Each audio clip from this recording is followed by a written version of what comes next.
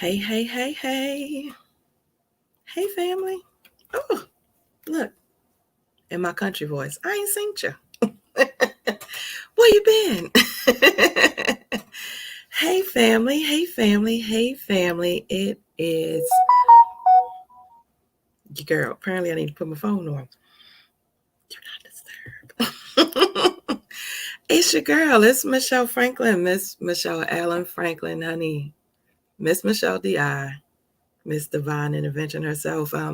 Miss Community Builder. I'm here. I'm back. I'm live. Yes, June has been a very, very busy month. And so I need to feel like I need to split myself in tens. But nevertheless, the month of June is a very special month for me because it's Men's Month, baby. We are celebrating the men. Every day I've been posting something to encourage our men, to inspire, to empower our men, and breaking the stigma of mental health is one of the things that I'm so passionate about. And so I ain't been able to do a good live for you, but I've been trying to give you some good information. Some things that might help you just to make you think a little bit. If you're stuck along the way, honey, along in this journey called life, give you a little something, get you up out of that, I call it quicksand. Yeah, get you up out of that quicksand and get you back to purpose because we need you. Yeah. I know it's a whole lot of talk about women, and I'm a woman, right? And I loves me some empowerment of women, right? But we need our men. I don't care what's going on. We need our men, guys. We need you.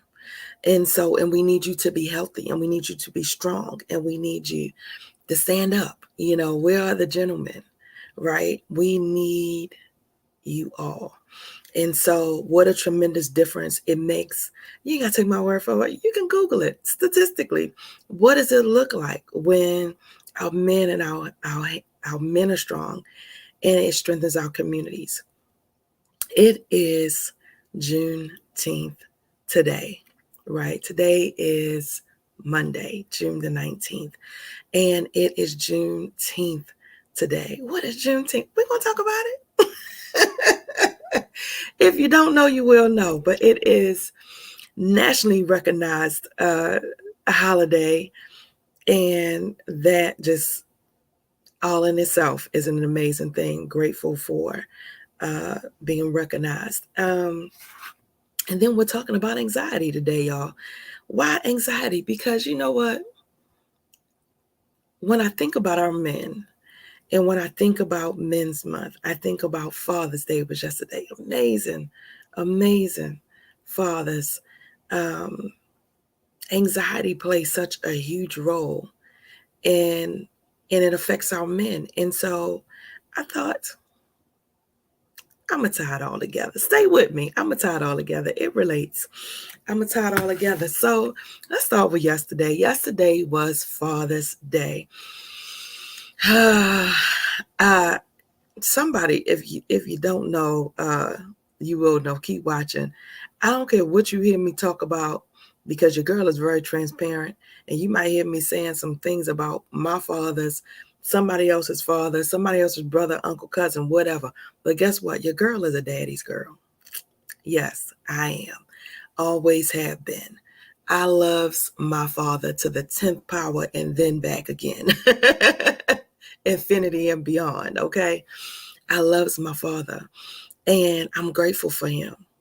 I'm grateful for him. It is this place that I have had to come to of appreciation, right?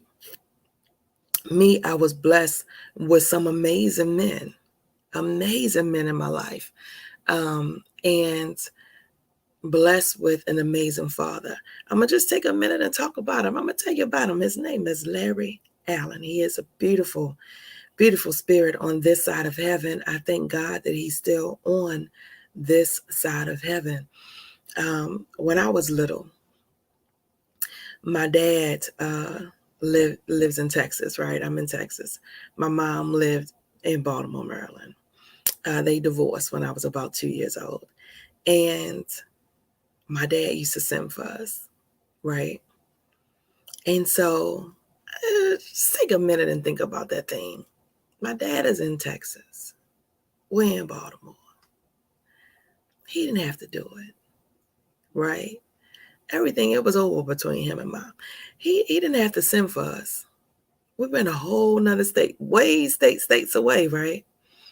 I'm grateful because, in the city, when I think about it, that city life, it's a lot going on in the city, y'all. It's a lot that kids see, young kids, very young age, the kids see, shouldn't really be seeing, or, that you're exposed to. And some kids, because they don't have anything else, they think that's all it is. There's nothing else for me. This is my life. This is what it is. Or, they don't have any hopes and dreams for anything more, because even when they see it on TV, that's not my reality. That's not, I can't achieve it. I can't attain it. I can't reach it. I can see it, but I don't see how I'm going to get there. Right. And to have another environment to come to. Right. In Texas, my family is big, very family oriented, very God fearing, God loving, just good, generous, faith filled, faith based people. You know what I mean? And you have this sense of family and a sense of togetherness, and, and then you add a little Jesus on that. Right? It's just a different exposure. You know what I mean? It's just different. And so it gave me two sides. You know what I mean? It gave me two lives. And so in Texas, when I would come to Texas, I could be a little spoiled, right? But in Baltimore, not so much. Not to say that I didn't get what I wanted, I needed, but it was just different, Dad took care. He takes care. He took care of us to the 10th power. Me and my brother will come down for the summer, and the other thing is, it makes you appreciate, why this is why I look at what I want in a husband, right? Is some qualities that I see in my dad. My dad is a provider to the 10th power, but his father was a provider to the 10th power. And so the boys that came out, providers, my uncles, providers, my cousins, providers, right? Protectors, right? And I spoke, like, some people might be like, oh, Michelle, you just said. I know. I said, everybody not going to get everything right, right? Our parents don't get it all right. But for the things that they got right, yeah. Protector to the 10th power. My cousins, my uncles, men, boy, y'all see those shows where guys come around? My dad always, who your family? Who your people? What's your name? What's your mama name? What you do? What? My uncle with a gun.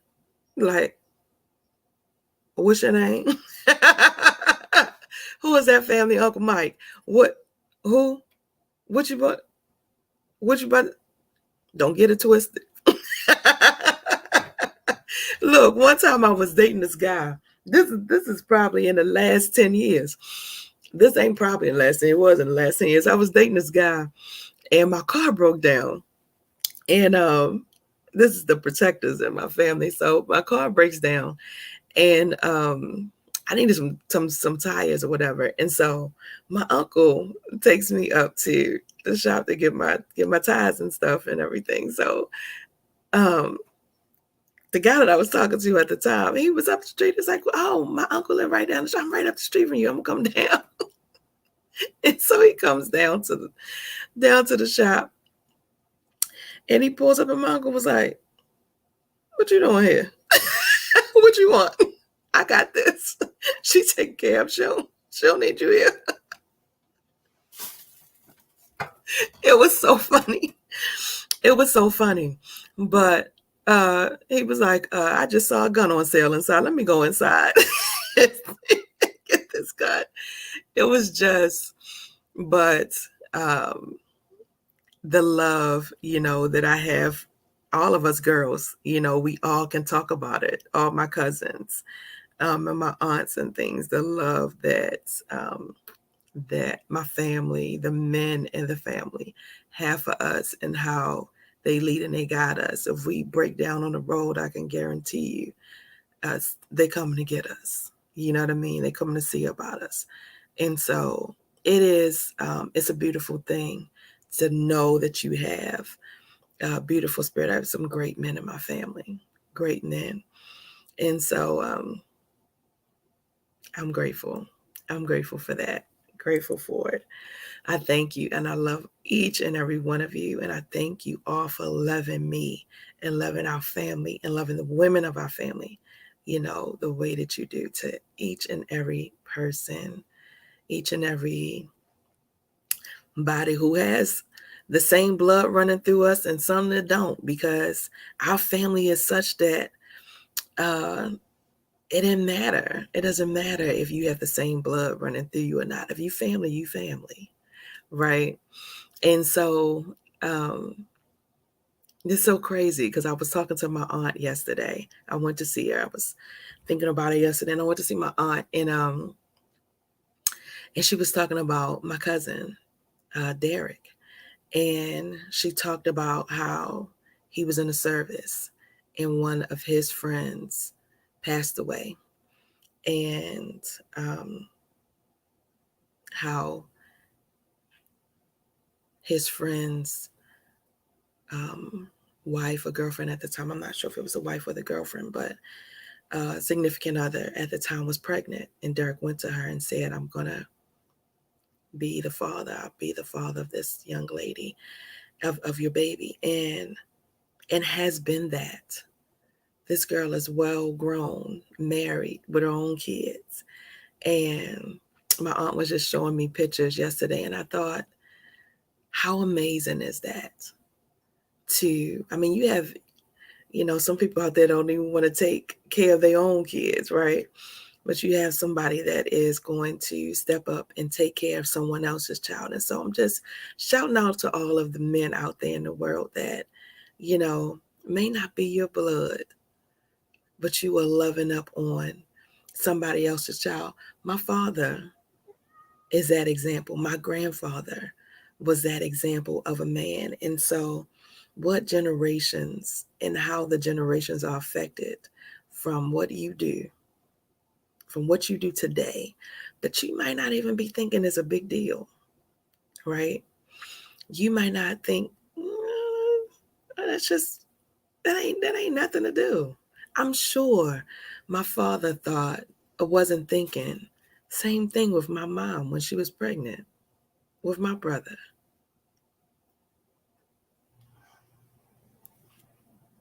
I'm sure. I'm sure. It wasn't like, that's my son. That's my son. It's a beautiful thing. It's a beautiful thing. And just the layers and everything that came with that. So, and again, being grateful for my father and giving us a place to come and a place to go. When my brother in that city life got too much, family life stress, the city thing got too much, guess what?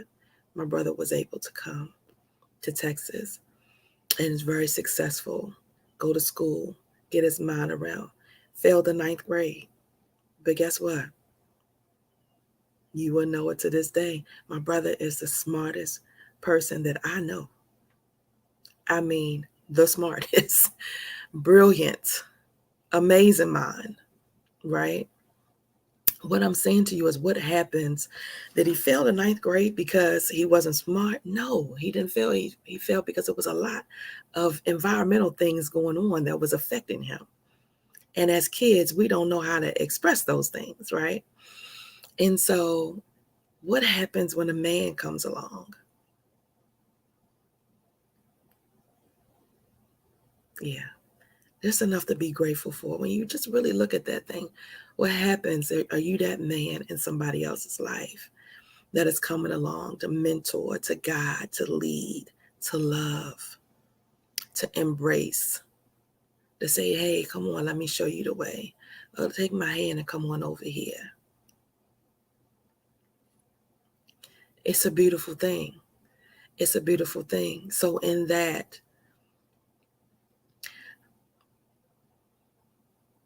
and it is because we hold these things where we feel like, it wasn't perfect. Things are not perfect. People drop the ball. But if you focus on the negative, that's what you're going to get in your mind, is the negative. Can you pull some positive out the crazy? Yeah. Can you pull some positive out of the crazy? The positive out of the crazy is, again, 16 years old. What? I was in that city life, making some bad choices, making some wrong decisions. And what happened? I got to come. I had another option, right? I'm raising my daughter in Baltimore. What happened? She was making some bad decisions, so was not making the best choices. And what happened? She got to come into a different environment. And we're all successful people because of what? One man's choice to be a father, right? To be a father, to hold space, that made a decision. Grateful, grateful. Where would we be? What would our lives look like? Where would you be? What would your life look like? I hear somebody saying, Michelle, I never knew my father. Again, I feel like even for those people that don't know your father or don't have a relationship or may be estranged, God always sends you a substitute. He always sends you somebody.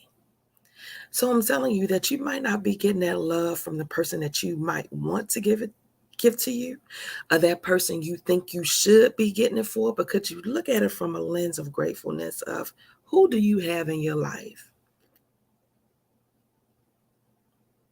I promise you I'm not a preacher, but I feel like I'm preaching right now. I was like, oh, that's good. Who do you have in your life, right? What man figure do you have in your life? What angel did God send in your life? Because that's what I feel like my father is for so many men. Because we had some other men in our family whose fathers were absent, whose fathers might have passed away, or whatever happened, that the men, my father was one of those that stepped in and helped to lead, to help God, to help. You know what I mean? What men do you have in your life that you can be grateful for on this day? Can you focus on that? Okay. I'm going to just take a minute and say, Lord, thank you. Thank you for the beautiful men in the world, Lord Jesus, that are fathers. Fathers by blood and fathers by angelic divine intervention of yours, Lord. We give your name all the glory, all the honor, and all the praise, and we are grateful for all the lessons, the good, the bad, and the crazy, for all of it working together, for us to be who we are today. Lord, we give your name all the glory, all the honor, and all the praise. And we thank you. Yes, grateful. Thank you. And so, next, it is Monday, June the 19th. Again, it is Juneteenth, guys. So Juneteenth. Juneteenth. What is it? What is it? What is it? What is it? It's Juneteenth. Again, I didn't put my phone. Let me put my phone on silent. We live. Let me put it on do not disturb for a moment. Just a moment in time. Juneteenth. Okay. So again, every year, every summer, we got to come down. And growing up in Baltimore, if you're not in Texas, if you weren't in Texas before President Biden, you probably didn't even never heard of Juneteenth. A lot of people don't even know what Juneteenth is, right? Some people are like, what is it? What is it? What is it? We used to come down for the summer and come to Texas.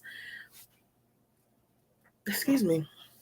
And as a young girl, I've always, knew that there was a Juneteenth celebration. I didn't know what all it meant, but I knew it was huge in Texas, and it was something that was celebrated in Texas, and it was going to be like a big, beautiful thing, and it was going to be a parade, and it was going to be, this huge celebration, and everybody was happy, and it was just an air of pride and of love and just this spirit, and a freedom. And so, as I got older and found out what it was and what it is, I'm like, wow, this is amazing. And so, for those of y'all that don't know, let me go to the official, because I don't want to mess it up. Let me go to the official. So, Emancipation Proclamation, honey, let's go into a little bit of history. Emancipation Proclamation is, of course, when Abraham Lincoln freed the slaves, right? So everybody else in the world celebrating. So we know back in the day what? They didn't have phones, right? They didn't have FaceTime. They didn't have cars like that, right? So they are riding horses, what? To give them spread the news. They're going, you had to wait to get, and then it's spreading word of mouth, word of mouth. The slavery is over. Slaves are free. The slaves are free. So everybody is getting the word. All the colonies around the world got the word, right? Texas, one, we know it has been known as one of the most racist states in the United States, right?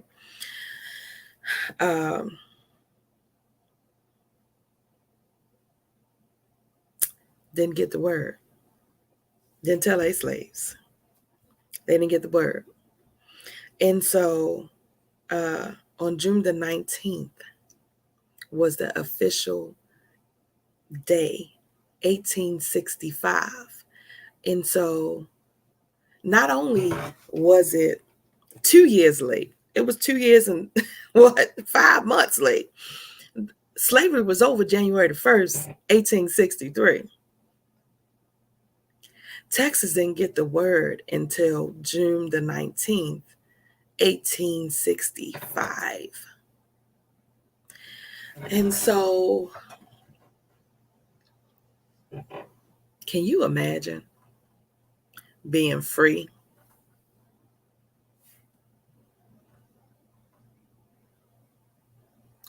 But you still working as if you're locked up, or your life are acting as if you're still in bondage and in chains. This is what I think about when I think about it. I'm like, man, because that still happens today, right? We're free. But somewhere in our mind, somewhere, sometime in the physical, you're only going so far because these shackles got you bound.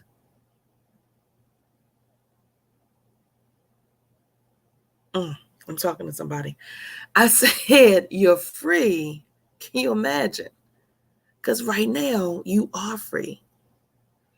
But sometimes in the subconscious, we still act as if we're bound and we're held hostage. Well, Juneteenth is very, very significant. It's a reminder. It's a reminder to celebrate glorious days of freedom, that we're not in bondage. The devil is a liar, right? We're not in bondage. The devil is a liar. And so I want you to just get that thing. Let that seep in your spirit, honey. You're not bond. You're not in bondage. You're free. Okay. So this is Abraham Lincoln issued the Emancipation Proclamation, which declared that all slaves in Confederate territory, that means down south, honey, anything under the Mason-Dixon line, were to be set free. However, it took time for this news to reach all parts of the country, particularly areas under Confederate control. Is that right? It took time. I love how they word it. It took time, did it? It was on June the 19th, 1865, when Union Army General Gordon Granger arrived in Galveston, Texas, and issued the General Order Number 3, officially proclaiming the freedom of enslaved people in Texas. This event is known as Juneteenth, marked a significant milestone in the abolition of slavery in the United States. Juneteenth since has become a day of celebration and remembrance. It is a time to honor African American history and culture, commemorate the struggles and achievements of the African American community, and reflect on the ongoing fight for racial equality and social justice. Juneteenth celebrations often include community gatherings, parades, educational events, music, dance, and readings of the Emancipation Proclamation. In recent years, this is the beautiful part right here, there has been a growing movement to recognize Juneteenth as a national holiday in the United States, and on June the 17th, 2021. Wow, how long did we take? It was officially declared a federal holiday. Look at God. Yes, federal holiday, known as Juneteenth, National Independence Day. Not taking anything away from the 4th. Don't do that. It ain't taking anything away. But national holiday, National Independence Day, commemorating the end of slavery in the United States. That's different. That's different, isn't it? Yeah. This recognition signifies the historical importance of Juneteenth and its significance in acknowledging the nation's complex past and ongoing commitment to equality. And so I thank President Joseph Biden, for that recognition. Because isn't it just something that you want to be seen, that you want to be recognized, that you don't feel like you crazy for the struggle and the things that you've gone through? Not that we got to have them hold this pity party. African Americans don't want to be pitied, right? We don't want to be pitied, but we do want to be acknowledged. We do want to be seen. And don't we all? Just like everyone else, right? Just like everyone else. And so I feel like it's a beautiful thing because it paves the way and it opens the doors for everyone else. It's something to say, We did some things right and we did some things wrong in our country and in our lives, right? Is it just something to say that we don't get it all right? We didn't get it all right. We made some mistakes. I'm sorry. Let me acknowledge you. Is that all we want? It is. It is. So I thank President Joe Biden for this, because beautiful thing. It's a beautiful thing to be acknowledged. My girlfriend, Lamitris, um, posted a Juneteenth prayer. I'm going to read it. It says, "Dear Lord, we celebrate the glorious day when African Americans, enslaved people, were freed. Grant us their spirit of hope and faith for the day of Jubilee. Thank you for the untold contributions by African Americans to our culture and nation, and many expressions, prejudice and exploitation, and may oppression, prejudice, and exploitation be driven from our nation. Amen." Yeah, she didn't write it, she posted it, but it's a beautiful post, a beautiful prayer. May our oppression that's still going on, may the prejudice that's still going on, may the exploitation that's still going on be driven from our nation. Can we touch and agree on that?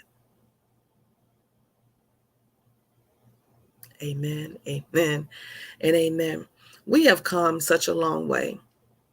I'm not one. It's so funny with me with history, because I'm one of those people that, things hurt so much. I feel things and I'm very, empathic. And so, um, I'm sorry. Look, we live. I got an itch.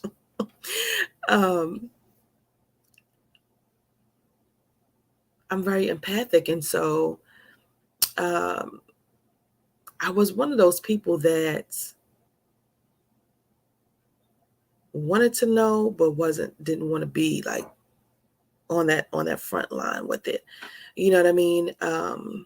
But would support the fight from the back, if that makes sense. And it was because of fear. It is because of anxiety. It is because of it's painful, And so some people just choose to not even go there. They choose to not even acknowledge. They choose to not even address, right?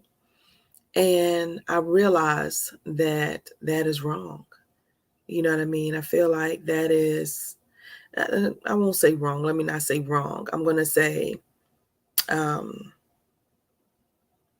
that is allowing fear to control your life. It's a way that fear controls you.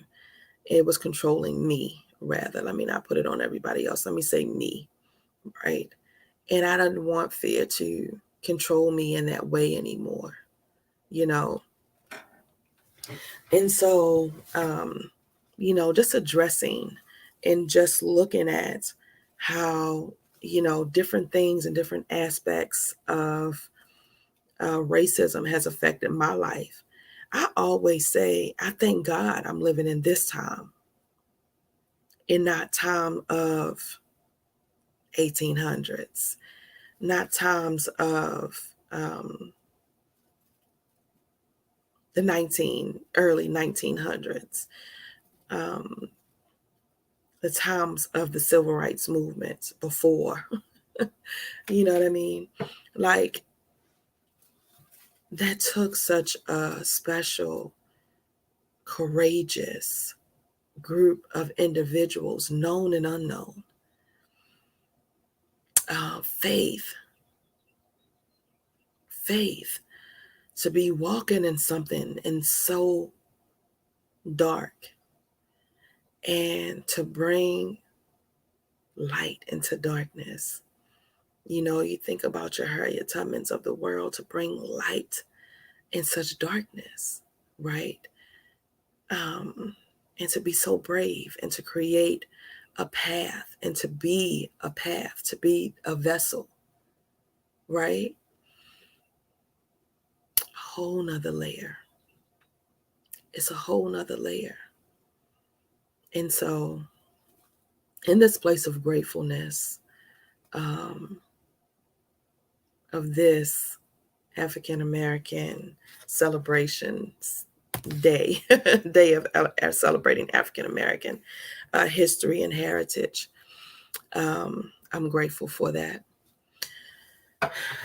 What I think about when I think about men and I think about everything and all that has happened and the anxiety and the fear that comes along with being a man and being an African American man in this country that has very strategically targeted you, right? Very strategically targeted you for generations, for you to be used in ways to break your spirit, to hold you back, to tear you down, to control you, very strategically for generations. Why wouldn't it be feasible that our men suffer from anxiety? Would that be far-fetched when you really think about that thing? That there's some anxiety there? Yeah, yeah, think about that thing. I'm just saying, all of the seen and unseen that our men go through, it's a different perspective, right? When you look at it from that angle, well, what do men have to be afraid of? What do you, well, that didn't affect you? Well, that, you don't know how. I'm not a man, and I'm just imagining. I don't know how it's processing in your body, in your spirit, what you've seen from your father, from your uncles, from your cousins, from your brothers, how different situations have affected your spirit, have affected your being, how the visual of my father's generation, my mother's generation, the people born in the 50s, that generation of people, they seen the uprising. They were teenagers when Martin Luther King was killed. They were teenagers when Malcolm was killed, right? So you have this rise of pride, this rise of marching, this rise of stand up for yourself. And then it is this, no, get your ass back on your place. Get back in your place or we'll kill you for that. You trying to stand up for what? You trying to raise a nation? You trying to what? You'll get killed for that. They were teenagers. You might have been a teenager, or even as an adult, or maybe even a young child. You were born in that time frame. And some people are like, well, Michelle, you know, it's just we way past that now. But again, I showed y'all the book the other day, The Body Keeps the Score, right? If you haven't acknowledged that thing, if you haven't dealt with it, if you haven't processed that in your mind, how did you feel about that as a young boy, as a young man coming up in this world to watch these great leaders that were fighting for you get gunned down? How did that make you feel?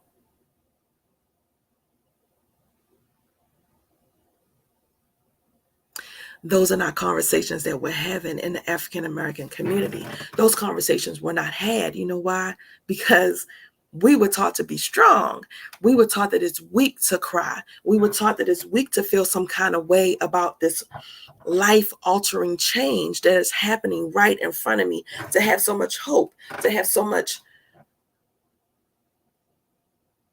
and then it's gone.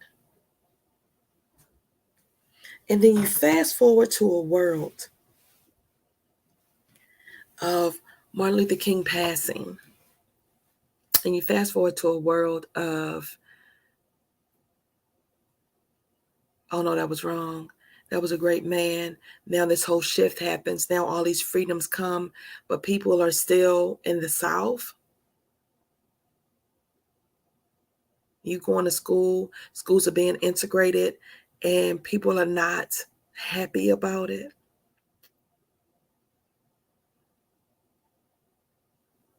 All the negative energy that entails, boys having to walk to school, boys getting killed. I can remember being here in Texas as a teenager, a young adult, as a teenager, and hearing about a boy walking.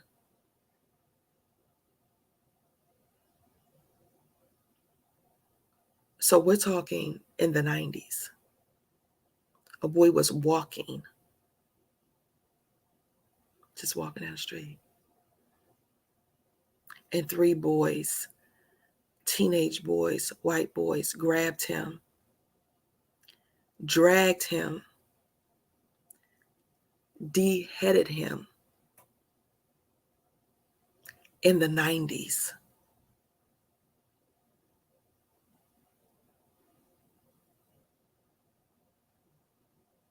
Just sit on that for a minute. How traumatic is that? Did I know him? No, I didn't. But did that lace something in me? Did it affect me in a way? It did. I think about it all the time.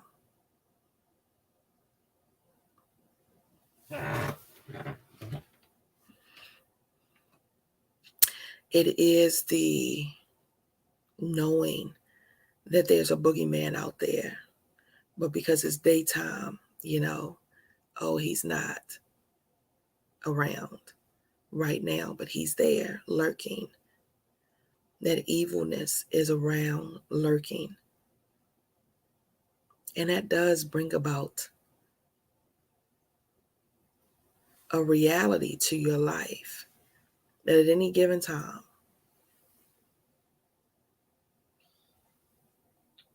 somebody can make a decision or make a choice at any given time. And I hear somebody saying, Michelle, that can happen again. Yeah, it could. It could. None of it is right. None of it.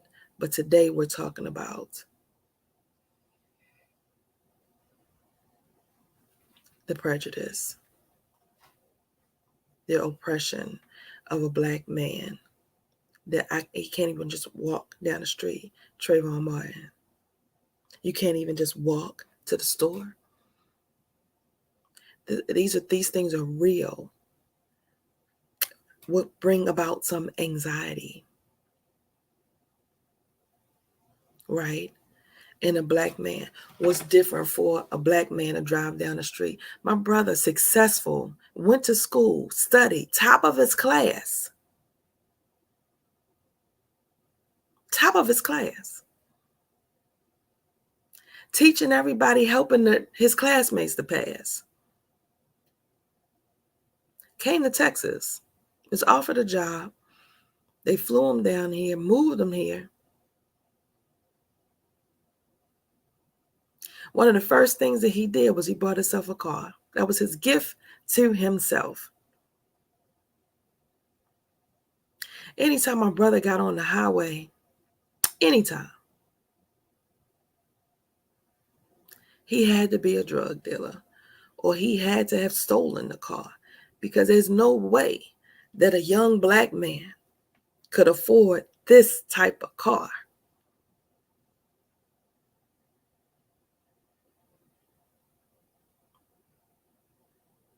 Is that right?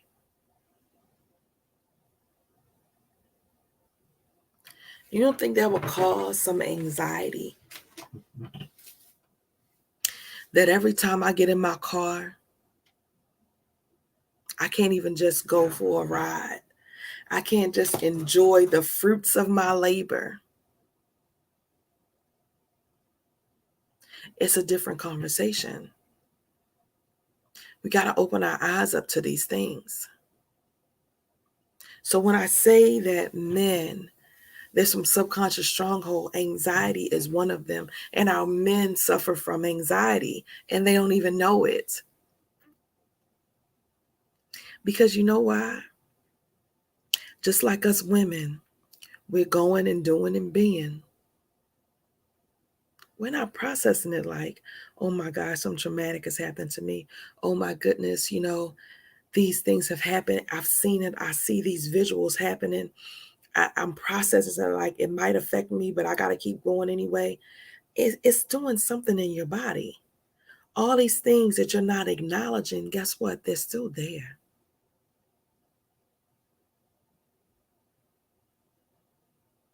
When I was younger,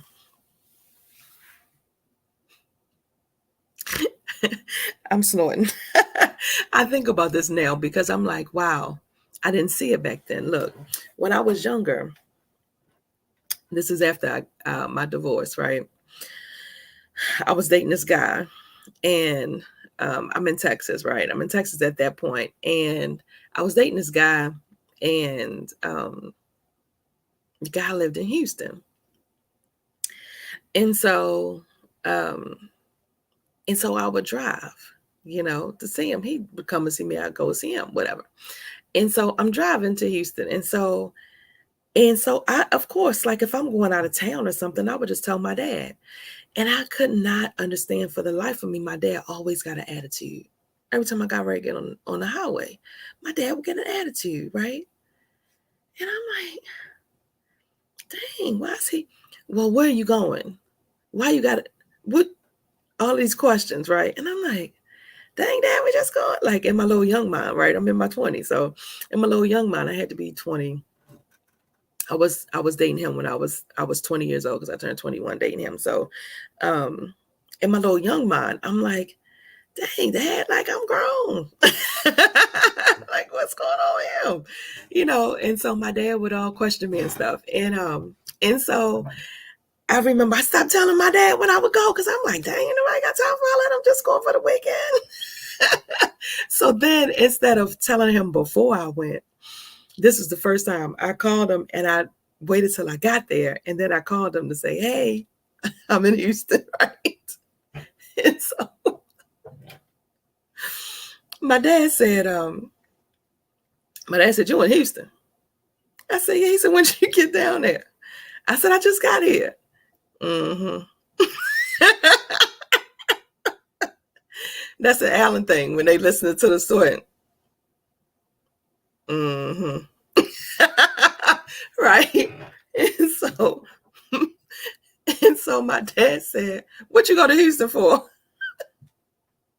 Like he I'd been all these other times, right?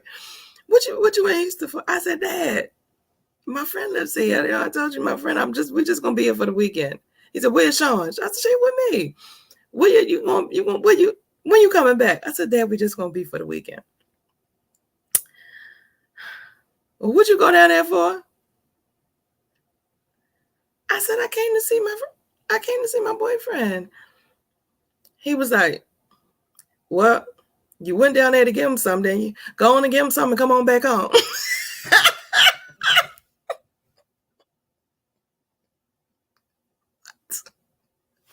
What? I mean, just anything will come out of my dad's mouth. I love him. I love my father. Oh my God, I love my father. He said, just go on and give him something. Come on back home. That's what she went down there for.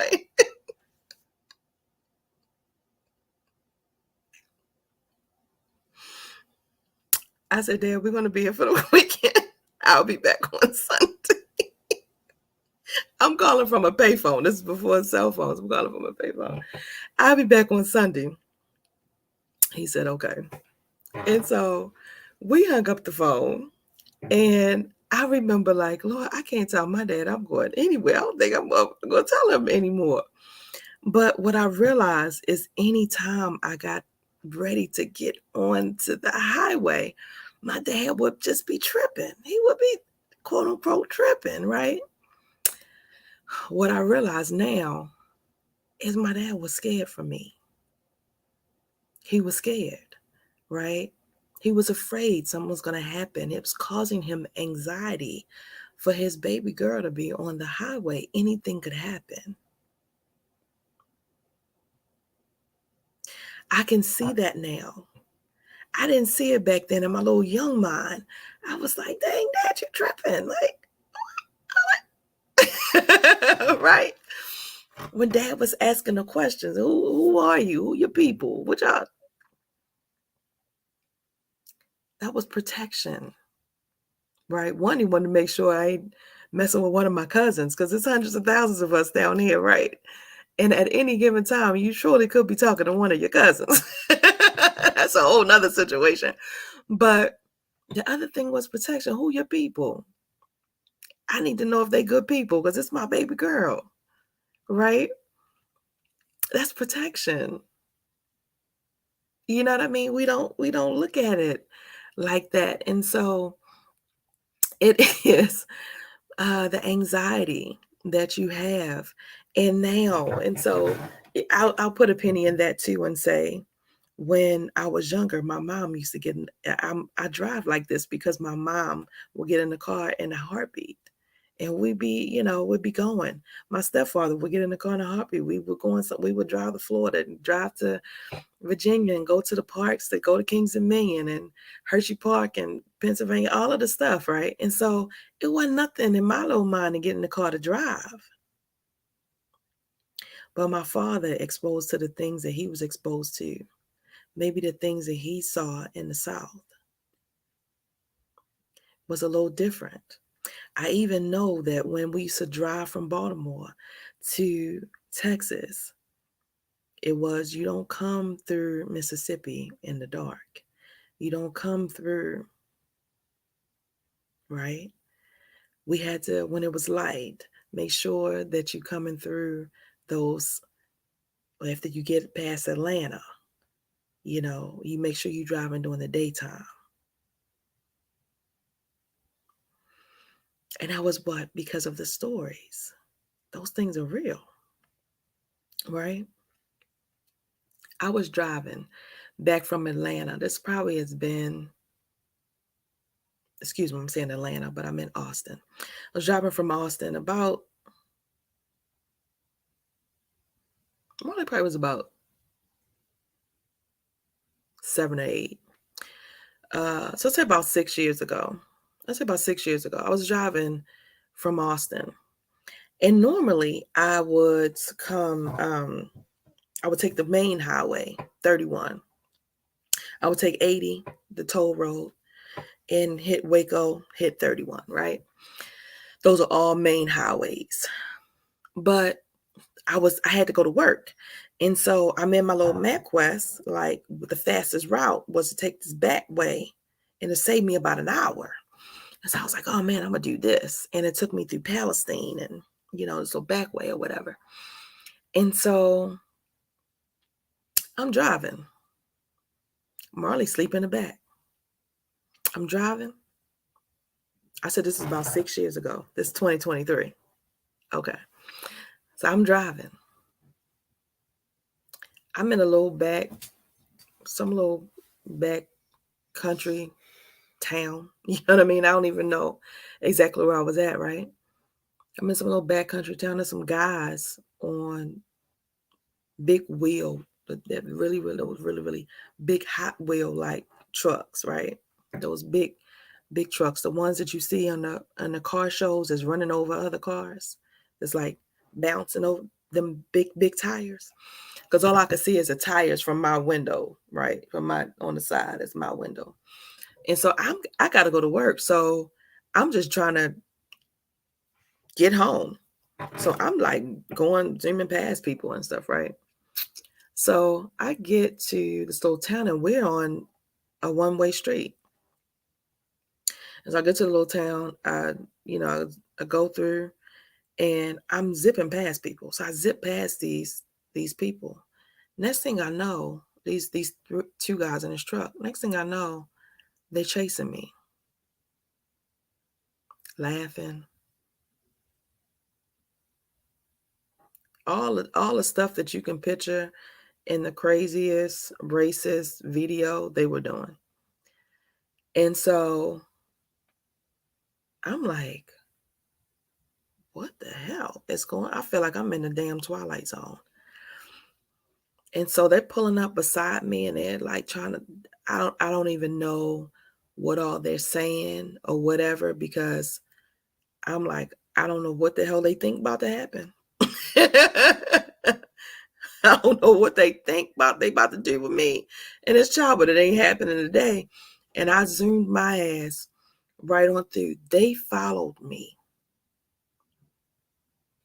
I would say chase me, basically, because they were behind me for at least a good 45 minutes. A good 45 minutes. And at that point, I mean, I'm zipping because we were coming in and out of little back towns. And so the street, if you can imagine, would be a one-way street. And then it would open up a little bit and then it would go back to a one-way street, right? As you go through these little places. And so I just started zipping. I mean, I started driving on the side of the curb. On the side, I was going past red lights. I would pause, look, zoom past the red light to get away from these guys. And I would think I was away and I'd be like, okay, good, they gone. And then I would look up and they were right there laughing and joking and zipping and doing all this stuff behind me and trying to pull up. But I don't know what kind of game y'all playing, but y'all ain't playing it with me today. I zoomed my ass all the way up, hit the back street and came down, got through Palestine. And thankfully, once I cut that corner, I ended up losing them. But that was the scariest thing. And I thought to myself, what in the hell?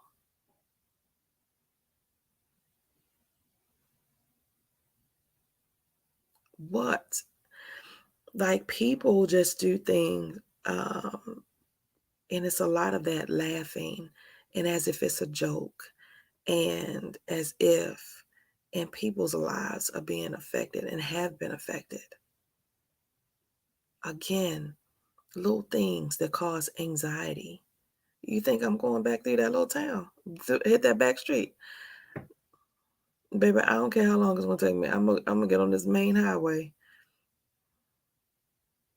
in 2023. Because again, foolishness like that is happening and it's still happening. You just don't know about it and you just don't hear about it because we on the fluff of, oh, we're not back in those times. Is that right?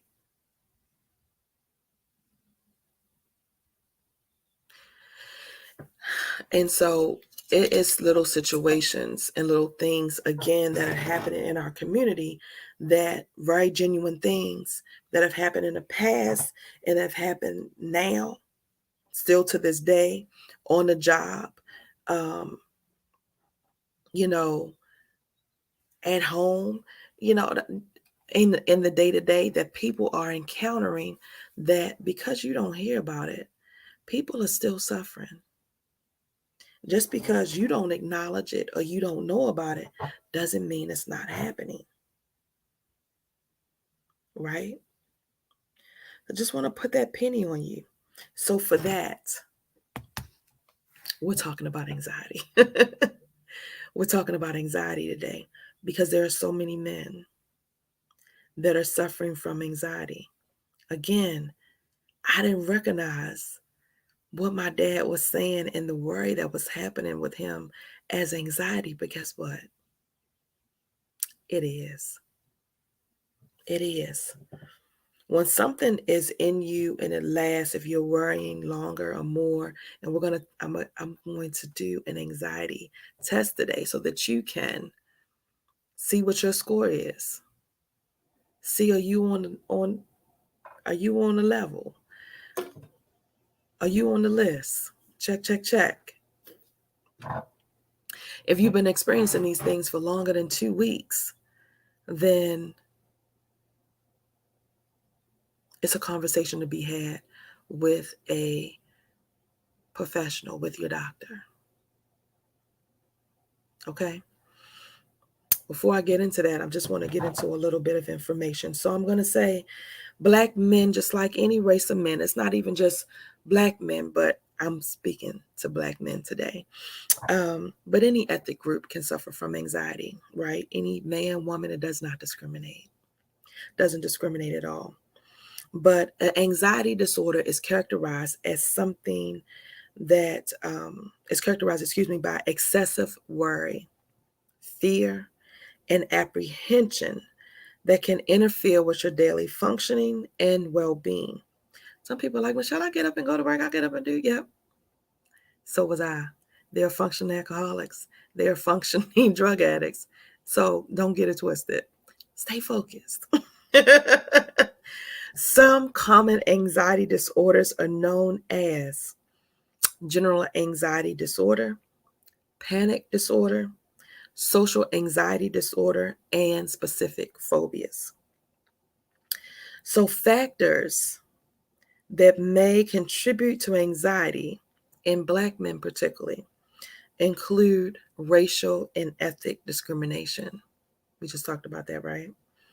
Experiences of racism, experiences of discrimination have a significant impact on mental health. It includes levels of stress and anxiety. Black men face systemic racism, microaggressions, meaning things that happen, like little things that are happening that somebody else is not happening to you, so you don't quite see it. But little things, little stereotypical things, little prejudices that are happening, they all contribute to feelings of anxiety. Number 2, and this is 4 things that I'm going to list here. Number 2, cultural factors. Cultural norms and expectations can influence how anxiety is perceived and expressed.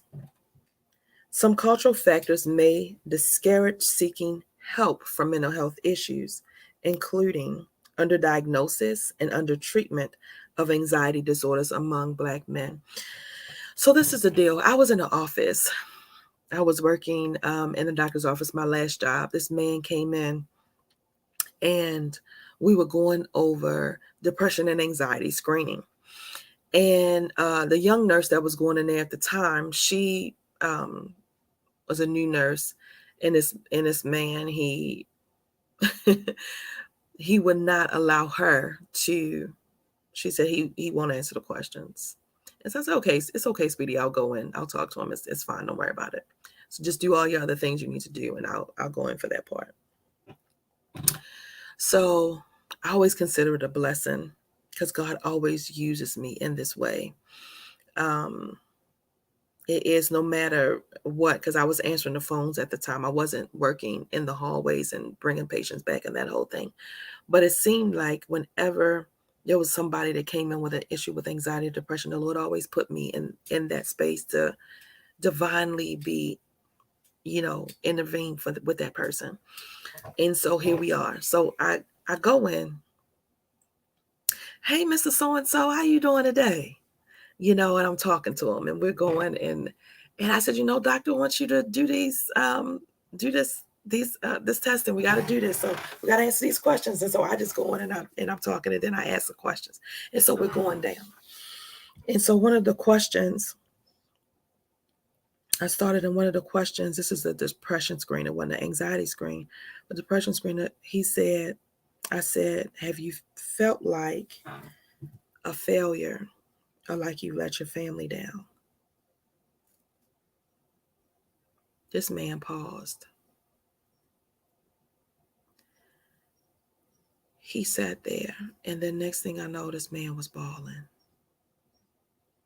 He was bawling, and he said, they count on me for everything.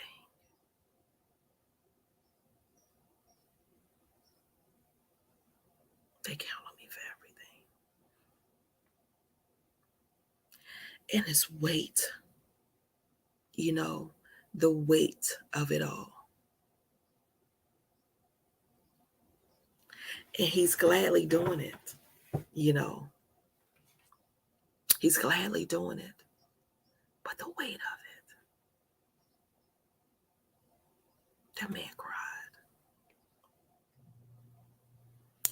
Yeah, I saw this other thing the other day where this young guy was on Facebook, and I can't remember the post or whatever the post said, but it was something about men and fathers and expectation and that whole thing. And he was in his 20s, and he said, if I have one worry, I just worry about it. Will I be able to do all of the things?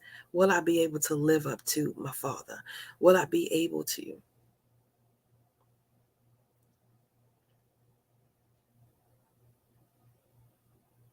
And I was like, oh, the weight.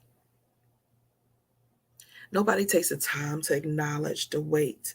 Everybody carries some form of weight, right? Not your physical weight, but all the stuff, all the pressures that are so heavy on you for you to provide, for you to be the one, for you to continue and go on. The weight of it is heavy. It's heavy. And so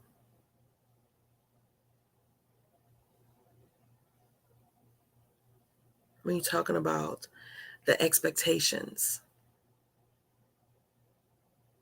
some people, are gladly doing it, but it is tiring. It can be exhausting. But they do it, and they do it with a smile. And they will pretend as if everything is fine. Everything is okay. Because Lord knows you're not supposed to cry. You're not supposed to say, it's heavy. You're supposed to pick it up, smile, be happy for this weight. Lift it up, and lift it up again each and every day. I'm talking to the men, but I'm talking to you too. It's heavy. It's okay to say this is heavy. That's okay, right? It's okay to say, dang, I need some help. This is heavy. I'm gonna move on. Number 3, socioeconomic factors. Socioeconomic disparities and challenges such as limited access to quality health care, higher rates of poverty, unemployment, exposure to violence can contribute to anxiety among Black men. That city life that I was talking about earlier, the exposure to violence, the country life that I was talking about earlier, walking, seeing your friend, anybody hanging from a tree, knowing downtown Tyler was the hanging place, was the auction block. I'm visual. And yeah, right now it's pretty and it's trees down there. But how much blood are on those rocks, guys? How many people saw downtown Tyler in its original form?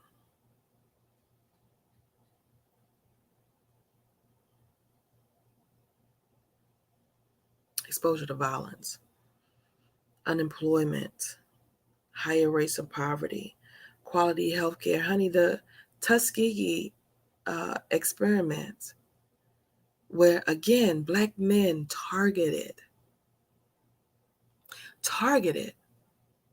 was told they were getting one thing and got another. were getting placebos, were told they were being treated and got placebos so that they can study and get information on the symptoms.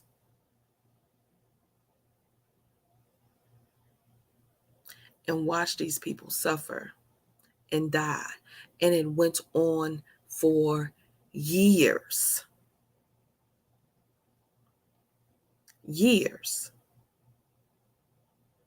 And so when you talk about anxiety that men have about going to the doctor and they don't trust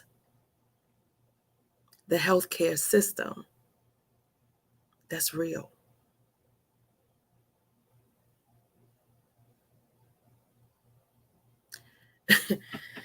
And you're like, Michelle, dang, that happened a long time ago. But yeah, if I was born, if I was alive when those things happened, which this generation of men were alive when those things were happening, then guess what? I remember when I heard about that. Oh, no, y'all. Nah, I don't mess with them doctors like that. Nah, I ain't taking no pills. I don't know what's in those. Oh, no, we ain't.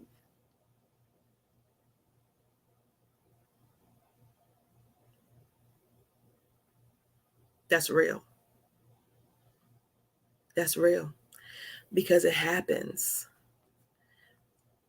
Even to this day, African Americans, like their pain, they're automatically thought of as drug seekers, not genuine pain, because physicians are taught that Black people can hold and process pain and pressure better or more than other ethnicities. And so, who ends up suffering longer, more, with chronic pain? Google it. I ain't making nothing up. Google it. Chronic pain, African Americans.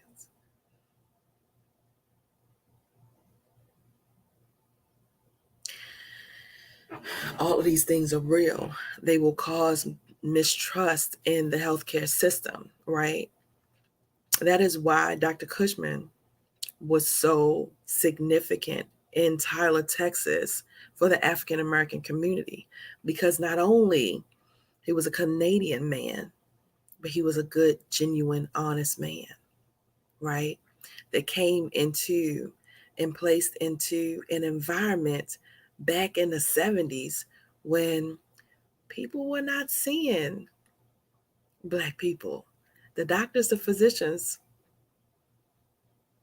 they were not really taking care of African American families, right? As that's real. Dr. Cushman just retired. Just retired. Yeah, 50 years. And so for the people that are like my dad, who is 60, and my uncles and in the 60s and 70s, right? And my aunt, these people were around when you couldn't even trust, you couldn't even go. There was only a certain few that would even see you because of your skin color.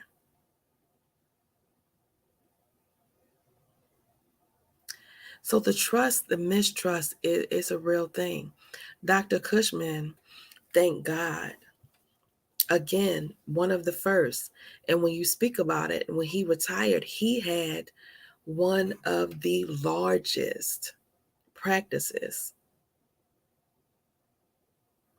if not the largest, in Douglas, in the Douglas Clinic. He saw a lot of families.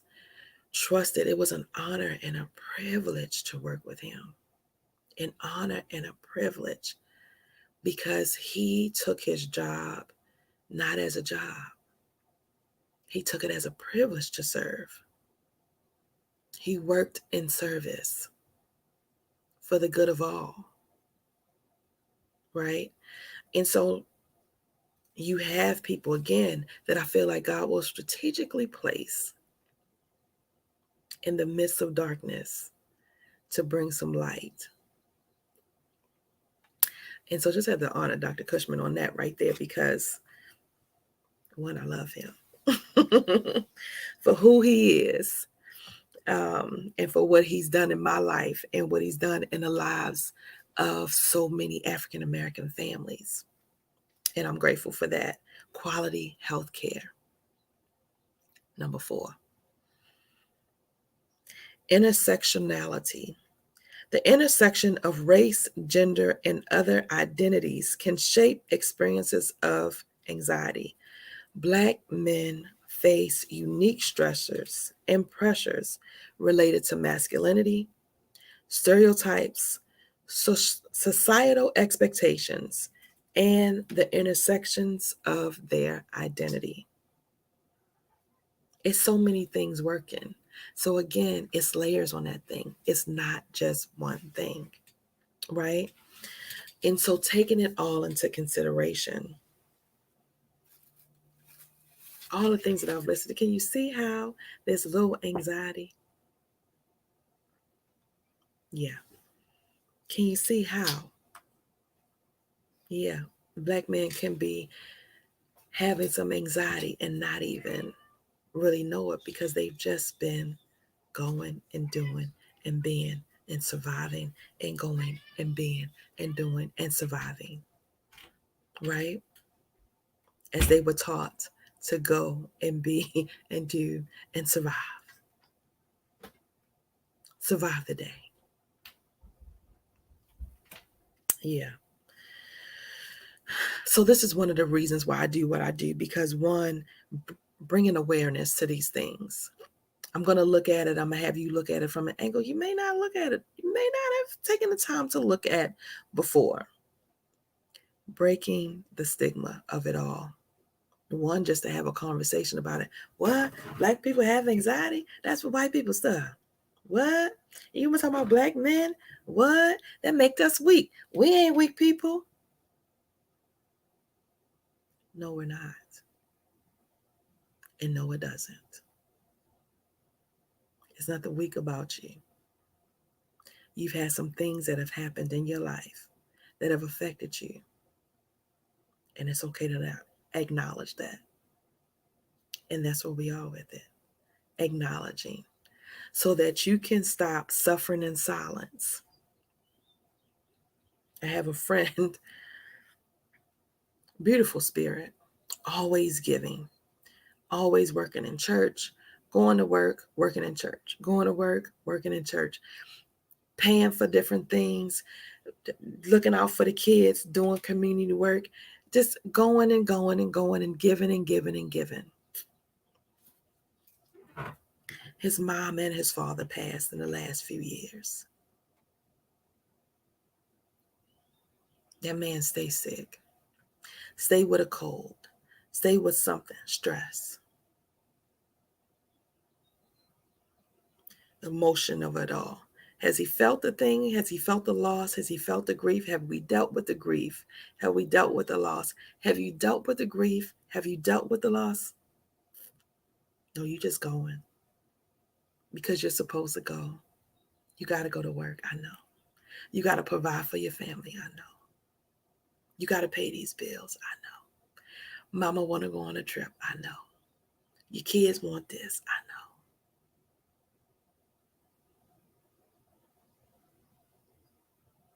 This man is having chest pain. He don't know what it is. He done been to the doctor. His heart is fine. But I keep having these chest pain. I'm telling him something wrong with me. I don't know what it is. I'll be driving. I'll be doing it. And all of a sudden, my chest start hurting and I can't get it to stop. And I just feel like my heart is about to explode.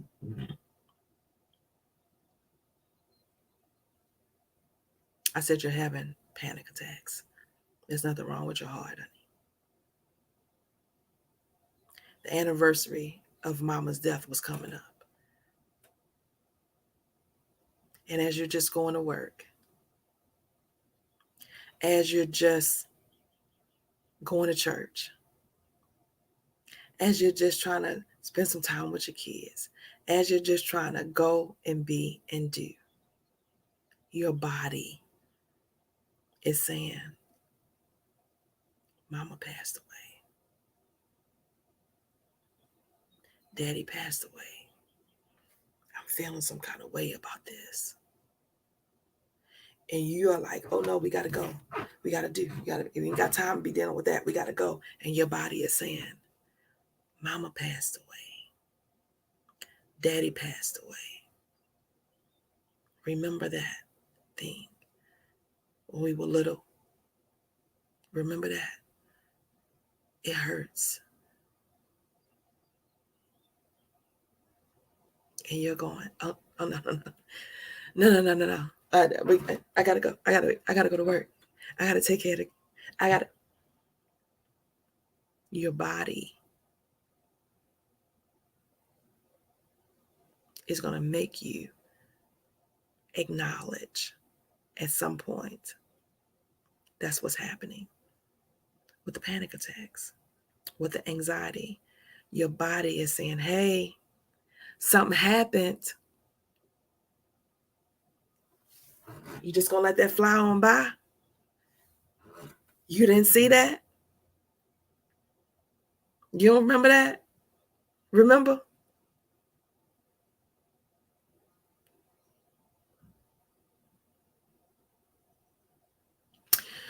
We have to take some time to talk about these things, guys. It's uncomfortable. I know you wanted to forget it. I know you don't want to remember. I know you think that it hasn't affected you. It would be so easy to just move on. Oh man, I just want to move on. I don't want to think about that stuff. I know. But your body remembers. Your body is waiting for the acknowledgement. And the thing about it is that it's not just one thing. It's not just one thing. When I went to the Stuck conference, I sat up and I thought, oh my God, I figured out why the weight is here. And I tied it all together and everything. And I was like, oh, I got it all figured out. And I understand and I know. And this happened to me. So that affected my weight. And this is that. And I'm like, oh, I got it now. I'm healed. I know. I'm good.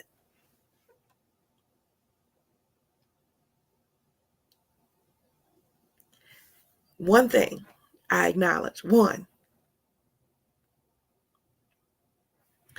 I got 35 things on the list. There are 35 things on the list. I acknowledge one, talking about I'm healed. I'm good. I'm ready.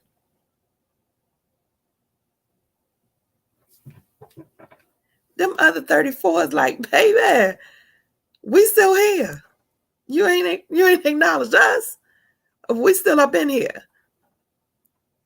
We still in here. What you doing? What you think you about to do? Oh, okay. You still gonna try to go be and do? Oh, okay then. Cause we still here. Oh, all right. We gonna be right here too when you get ready.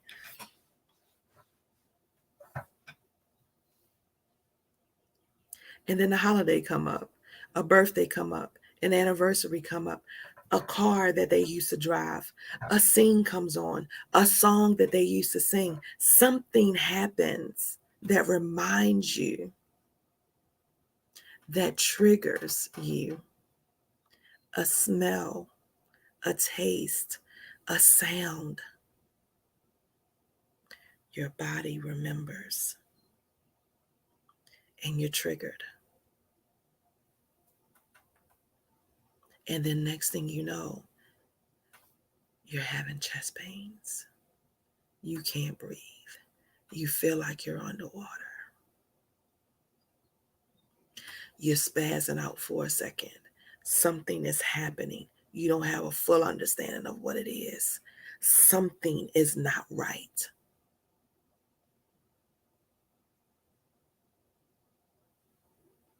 You know you're not yourself, but you can't quite put your finger on it.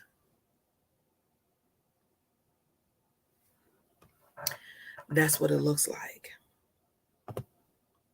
That's what it feels like, right? That is what it looks like, and that's what it feels like. Anxiety, y'all. We're talking about anxiety. We're talking about panic attacks. Because there are so many things that we sit and we ignore.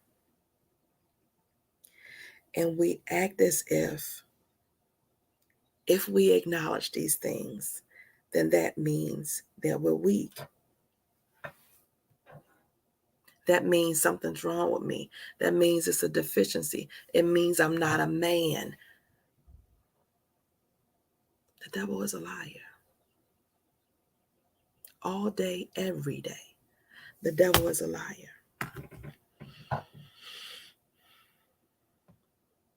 All day, every day. And so I'm taking my time with this, guys, because it's so important for you to recognize, for you to acknowledge, and for you to know.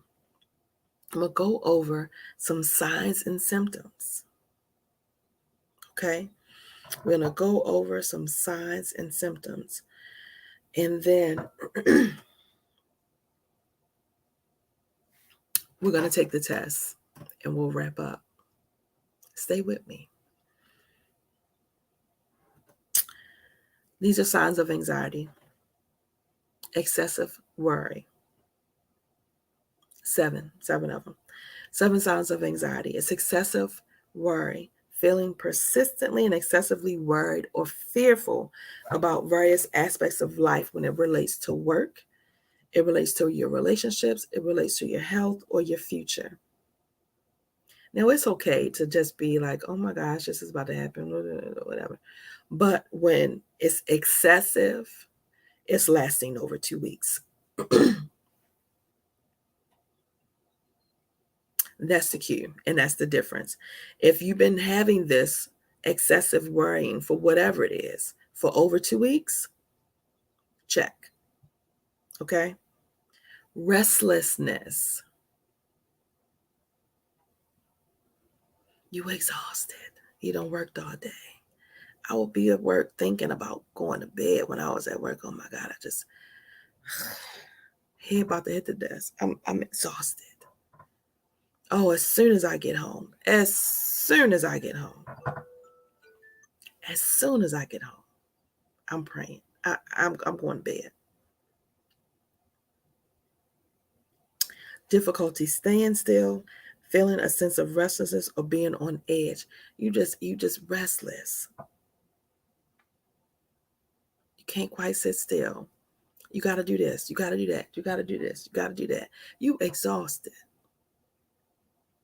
But you got to do this. Let me do this one more thing. Let me go over here. Let me go over here. Let me do this. Oh, wait a minute. I'm tired. Yeah, I'm tired, but hang on. I got to do this one more thing. Restlessness. Y'all, it's 12 o'clock. I got to take a pause. I said a prayer earlier today, but 12 o'clock, my church family prays as a collective. And so I'm just going to take a minute and say, Lord, I thank you. Thank you for allowing me to be a vessel on today. Thank you for whoever is going to see this message in the future, Lord. I give your name all glory, honor, and praise today, Lord, for you allowing them and allowing them to see the video and then allowing me to be the vessel. Lord, I give your name all the glory, honor, and praise. In your son Jesus' name, Christ, I pray. Our Father, which art in heaven, hallowed be thy name. Thy kingdom come, thy will be done on earth as it is in heaven. Give us this day our daily bread, and forgive us our debts as we forgive our debtors, and lead us not into temptation, but deliver us from evil. For thine is the kingdom, and the power, and the glory, forever. Amen.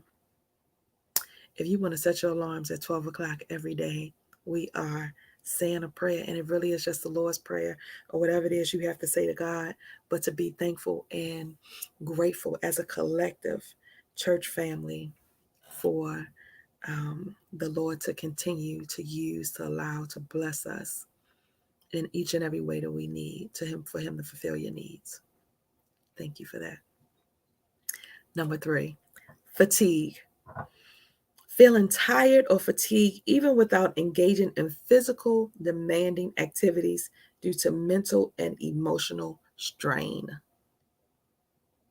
fatigue. I mean, you tired. You tired. Yes, tired. Just tired. You ain't done nothing. You sitting around. Excuse me. We live. I need to drink some water. We live, honey. You tired. You ain't done nothing. You just woke up. You tired. You laying tired. Number 4, irritability. Having a short fuse, becoming easily irritable over minor things. What? What you say? What's wrong with you? Why are you doing that? What? Huh? You said, why are you eating like that?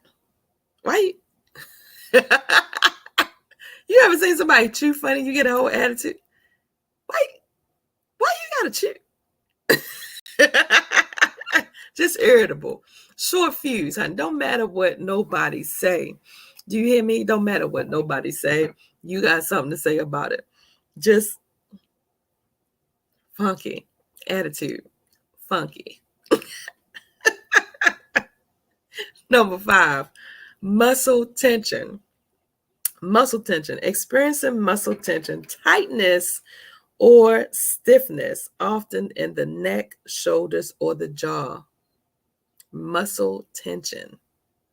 I would have these balls. I mean, they felt like knots in my back. Excuse me. Especially when it would come to like, excuse me. Especially when it would come to like something I knew was coming up and I didn't have the money to pay it. And it would show up in my body as tension in between my shoulder blade and not even at the top, like the back, my shoulder blade, and the tension and the tight and just the knots and balls that were in there, layers. My neck would just be find yourself like trying to find it is deep. It's deep down off in there. Number 6, difficulty concentrating. Finding it challenging to focus, concentrate, or make decisions. Just, what was I doing? I need to do this. Let me sit down and focus on what?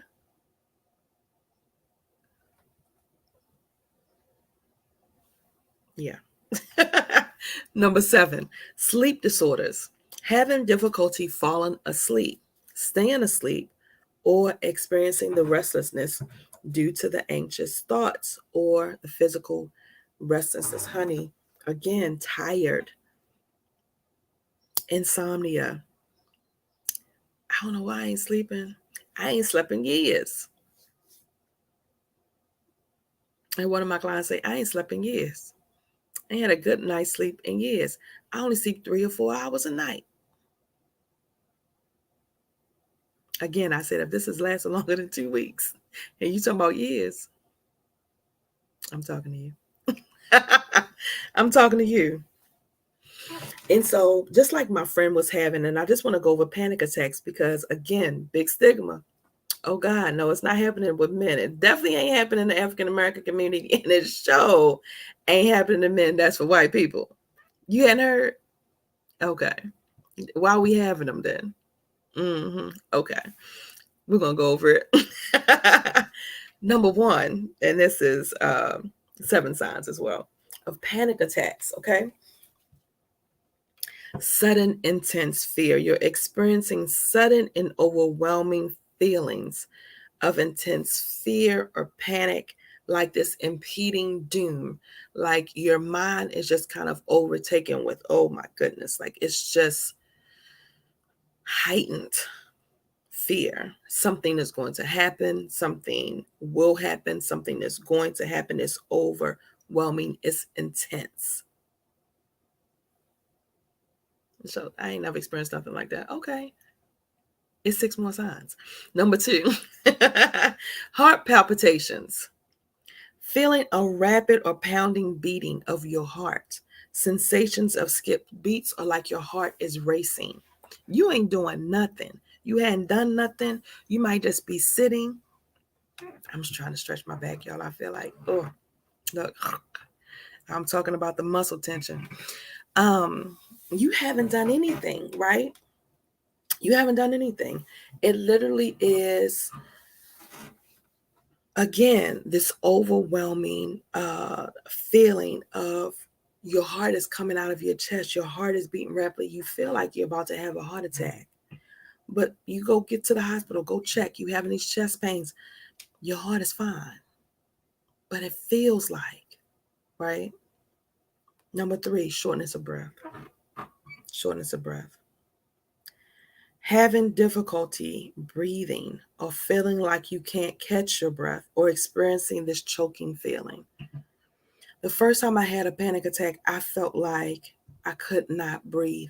I felt like, I don't know if you've ever been in a situation where you've been in a pool and you might have almost drowned, or,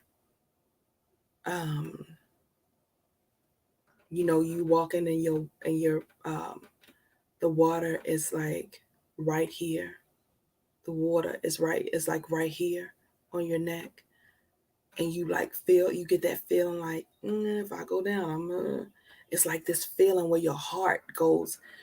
It's this feeling, if you haven't felt it, you don't know what I'm talking about. But for those of you that have, you know exactly what I'm talking about, right? It is this overwhelming, like, shortness. You can't breathe. You can't take a deep breath. It feels like somebody is choking you. It feels like you're going underwater. It feels like you're drowning. You can't quite catch your breath. You can't breathe enough. You can't take a deep breath. It's a terrible feeling. Terrible feeling. First time I had a panic attack, I was driving. I was at a light, and all of a sudden, I felt like I was underwater, like I was drowning, like I couldn't breathe. Shortness of breath to the 10th power.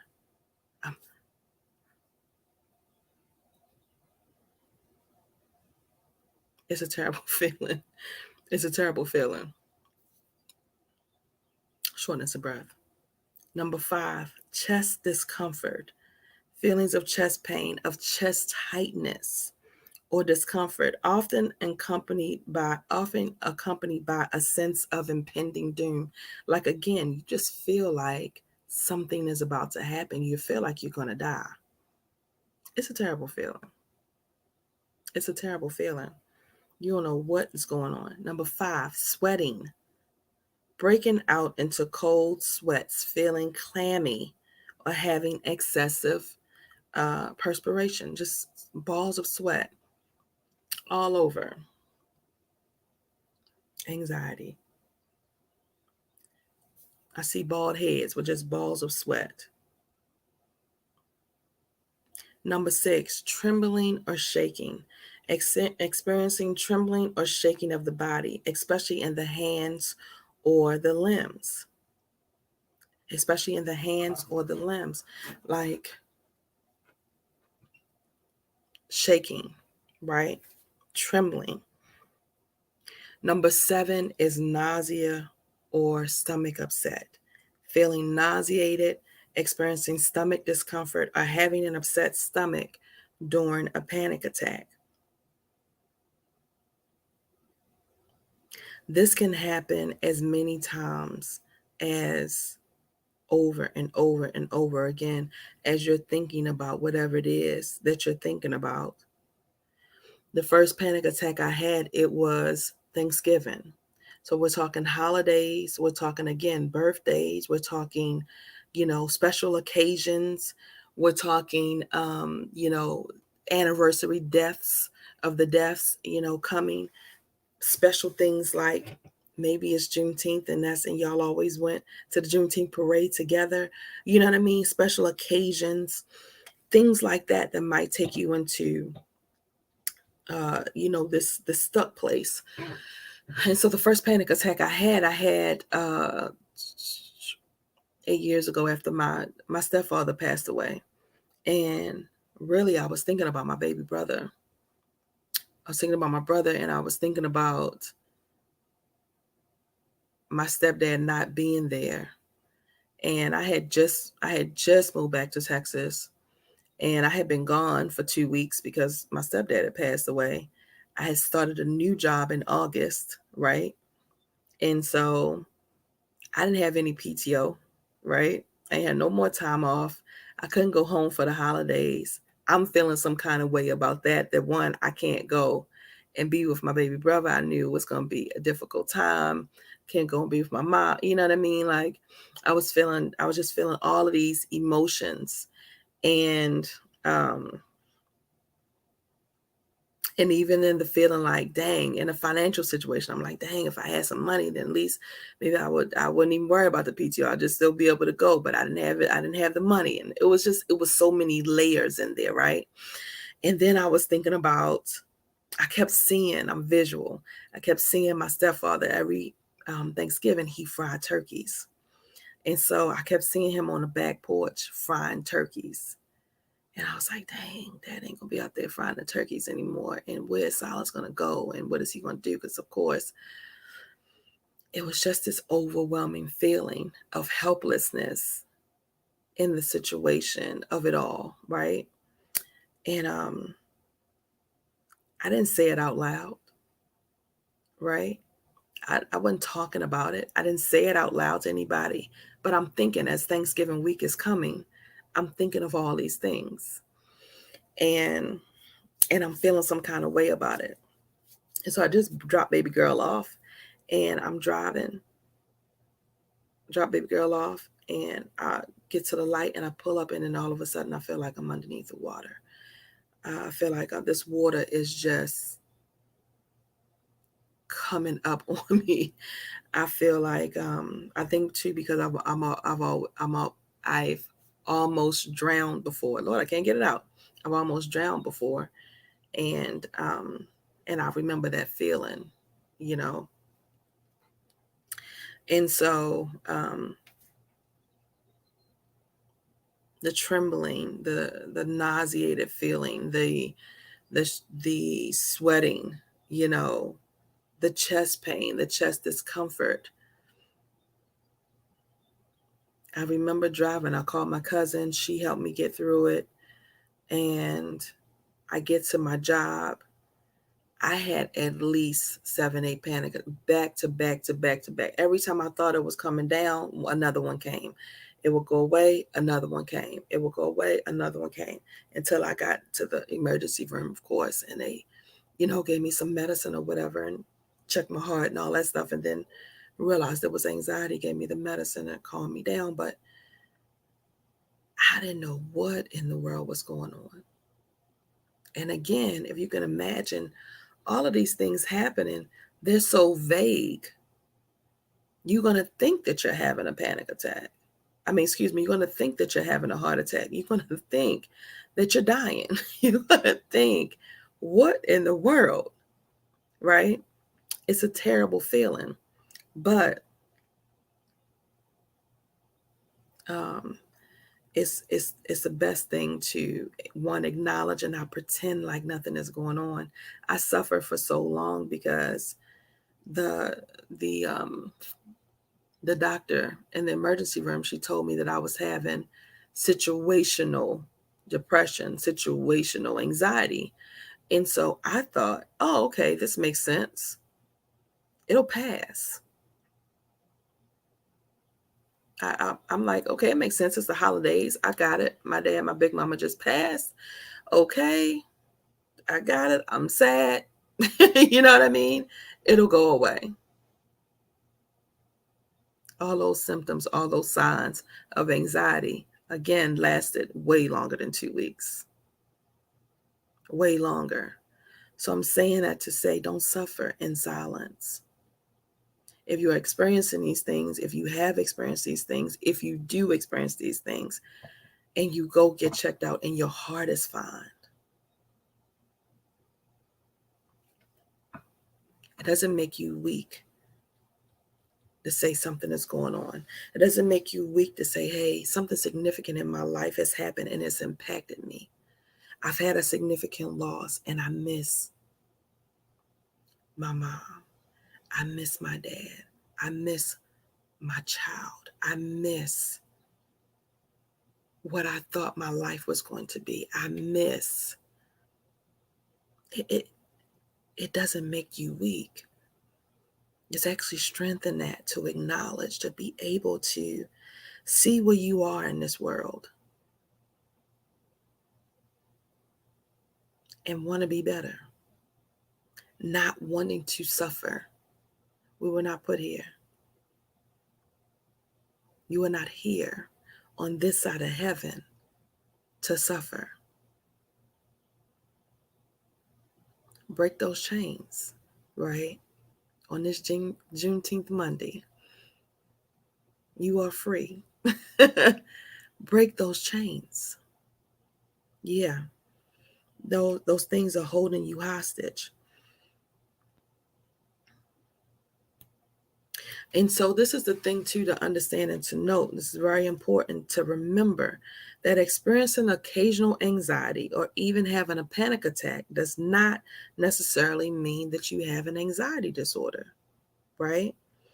However, if these symptoms persist, significantly impact your daily life, that's what was happening with me, is that it was persisting and it was impacting my daily life.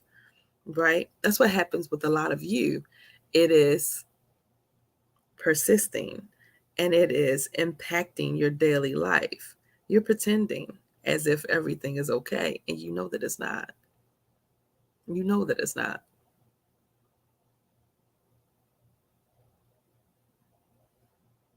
If it causes you significant distress, it is recommended to seek professional help from a mental health provider for accurate diagnosis.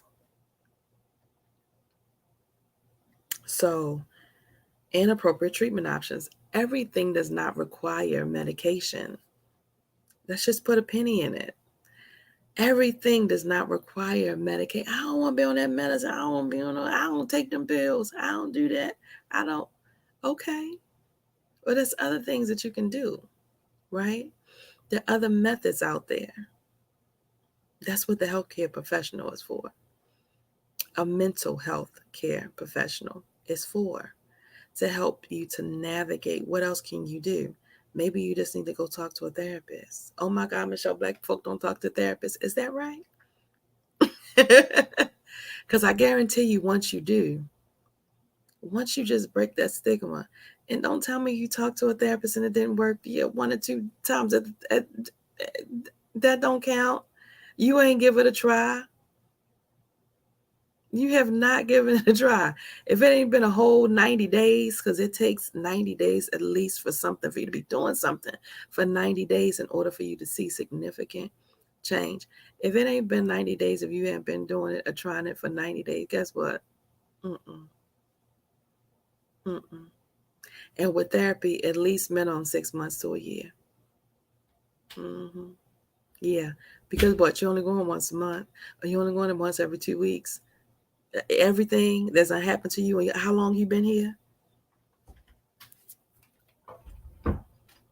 How How long have you been here? Okay. What did I say about those 35 things on the list? So you just think that you went to therapy twice and you want to unpack all the whole 35 things in 2 sessions. It ain't work. Is that right?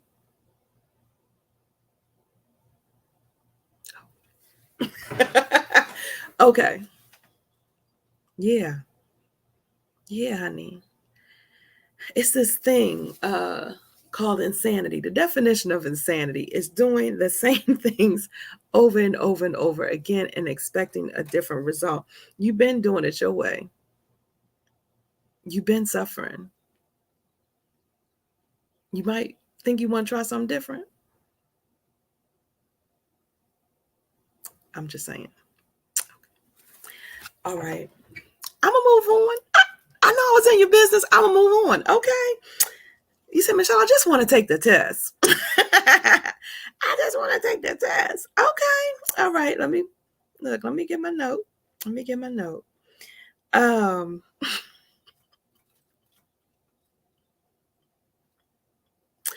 I pray and I hope that this has helped somebody because, again, it is just one of those things. I know it's not comfortable. It's not a comfortable conversation. It's not a comfortable thing to acknowledge, right? Because again, you have to shift on how you're thinking about that thing in your mind. Again, what is weakness and what is not. When I first started even talking about what I was going through, I was talking to a very good friend of mine, and he said, Michelle, that's weak. He said, you what? You going to it? What? That's weak.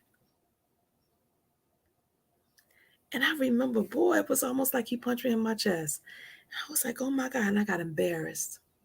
And I felt shame. And I was like, dang, am I weak? Oh. But then I had to think about that thing. You know how much strength, how much courage, how much fortitude you got to have to acknowledge some things, to deal with some uncomfortable things, to go some places, go to some dark places. Have you ever walked in the dark somewhere? Even if you good grown, it could be a little scary. And you walking anyway. And then not only am I walking, but I got the nerve to come back and try to bring some other people through the darkness. Baby, ain't nothing weak about me. Ain't nothing weak about you. Right? You've just gone through some things that you need to acknowledge. That's it. That you need to take care of. That's it. That's it. Yeah. Just like that. Baby, I know I'm a conqueror in this world. When you get to a place where you don't need anybody to co-sign, you don't need validation for your purpose and your life. See, I think that was the thing back in it. I was looking for validation. I was looking for, some support. But if nobody gives you the support and you know that's what your purpose is, you know what you're supposed to be doing, it doesn't matter. Because guess what? I'm in operation. You're in operation, honey. We are soldiers in the army with the commander of one. The commander is watching. The commander gives me my marching orders. I don't need validation from nobody else. You don't need validation from anyone else, honey. Okay. All right, let's get to these questions. Let me get you take your test, honey. Let me get you take your test. This is called anxiety screening. Very simple, 7 questions. Anxiety screening. And this is, again, I'm not a mental health professional. I'm not a therapist. I'm not a licensed, let me say it like that. I'm not a licensed mental health therapist, psychologist, psychiatrist, none of it.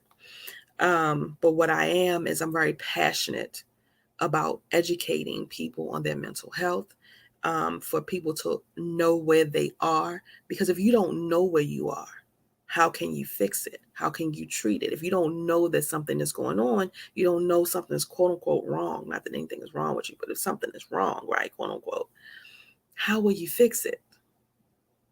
So again, we have to acknowledge that thing. I didn't know I was suffering as much as I didn't know it was that bad, because I had been going and being and doing for so long, my whole life. That's normal. I didn't know that these things that had happened to me in my childhood were traumatic things, because we're not taught that. We're taught, what? You better go on. Come on. Yeah, you stomped your foot. I know it hurt, but keep walking. You can't even deal with, yeah, we know your toe hurting, but keep walking. Get up and keep going. And then there's a sense of pride that you can get up and go so far, that you can get up and go and do so much. So it's almost like it's this pride in the suffering. Oh, that makes me strong because I've suffered so. It's not necessary. You're amazing regardless. You don't have to suffer. You don't have to continue to suffer. That's all I'm saying. Get you a pen or a pencil because you're gonna need it. We're gonna just talk about the last 2 weeks is what I want you to think of. Just the last 2 weeks, okay? Now we're gonna score this from 0, 1, 2, or 3. I'm gonna ask you 7 questions and you want to score 0, 1, 2, or 3. All right? For each question. 0 is not at all. 1 is several days. 2 is more than half the days. And 3 is nearly every day.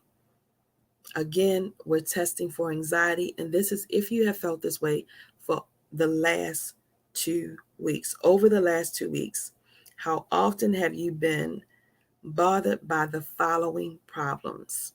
Number 1, feeling nervous, anxious, or on edge. In the last 2 weeks and over, have you felt nervous, anxious, or on edge? 0 is not at all. 1 is several days. 2 is more than half the days. 3 is nearly every day. Feeling nervous, anxious, or on edge. Number 2, not being able to stop or control worrying. Not being able to stop or control worrying. 0, not at all. 1, several days. 2, more than half the days. 3, nearly every day. Number 3, worrying too much about different things. Are you worrying too much about different things? 0 is not at all. 1 is several days. 2 is more than half the days. 3 is nearly every day. Number 4, trouble relaxing. Have you had trouble relaxing? 0, not at all. 1, several days. 2, more than half the days. 3, nearly every day. Number 5, being so restless that it's hard to sit still. In the last 2 weeks, longer than 2 weeks, have you been feeling restless and like it's hard to sit still? 0 is not at all. 1 is several days. 2 is more than half the days. 3 is nearly every day. Number 5. Child, I can't count today. Number 6. Being easily annoyed or irritable. Being easily annoyed or irritable. 0 is not at all. 1 is several days. 2 is more than half the days.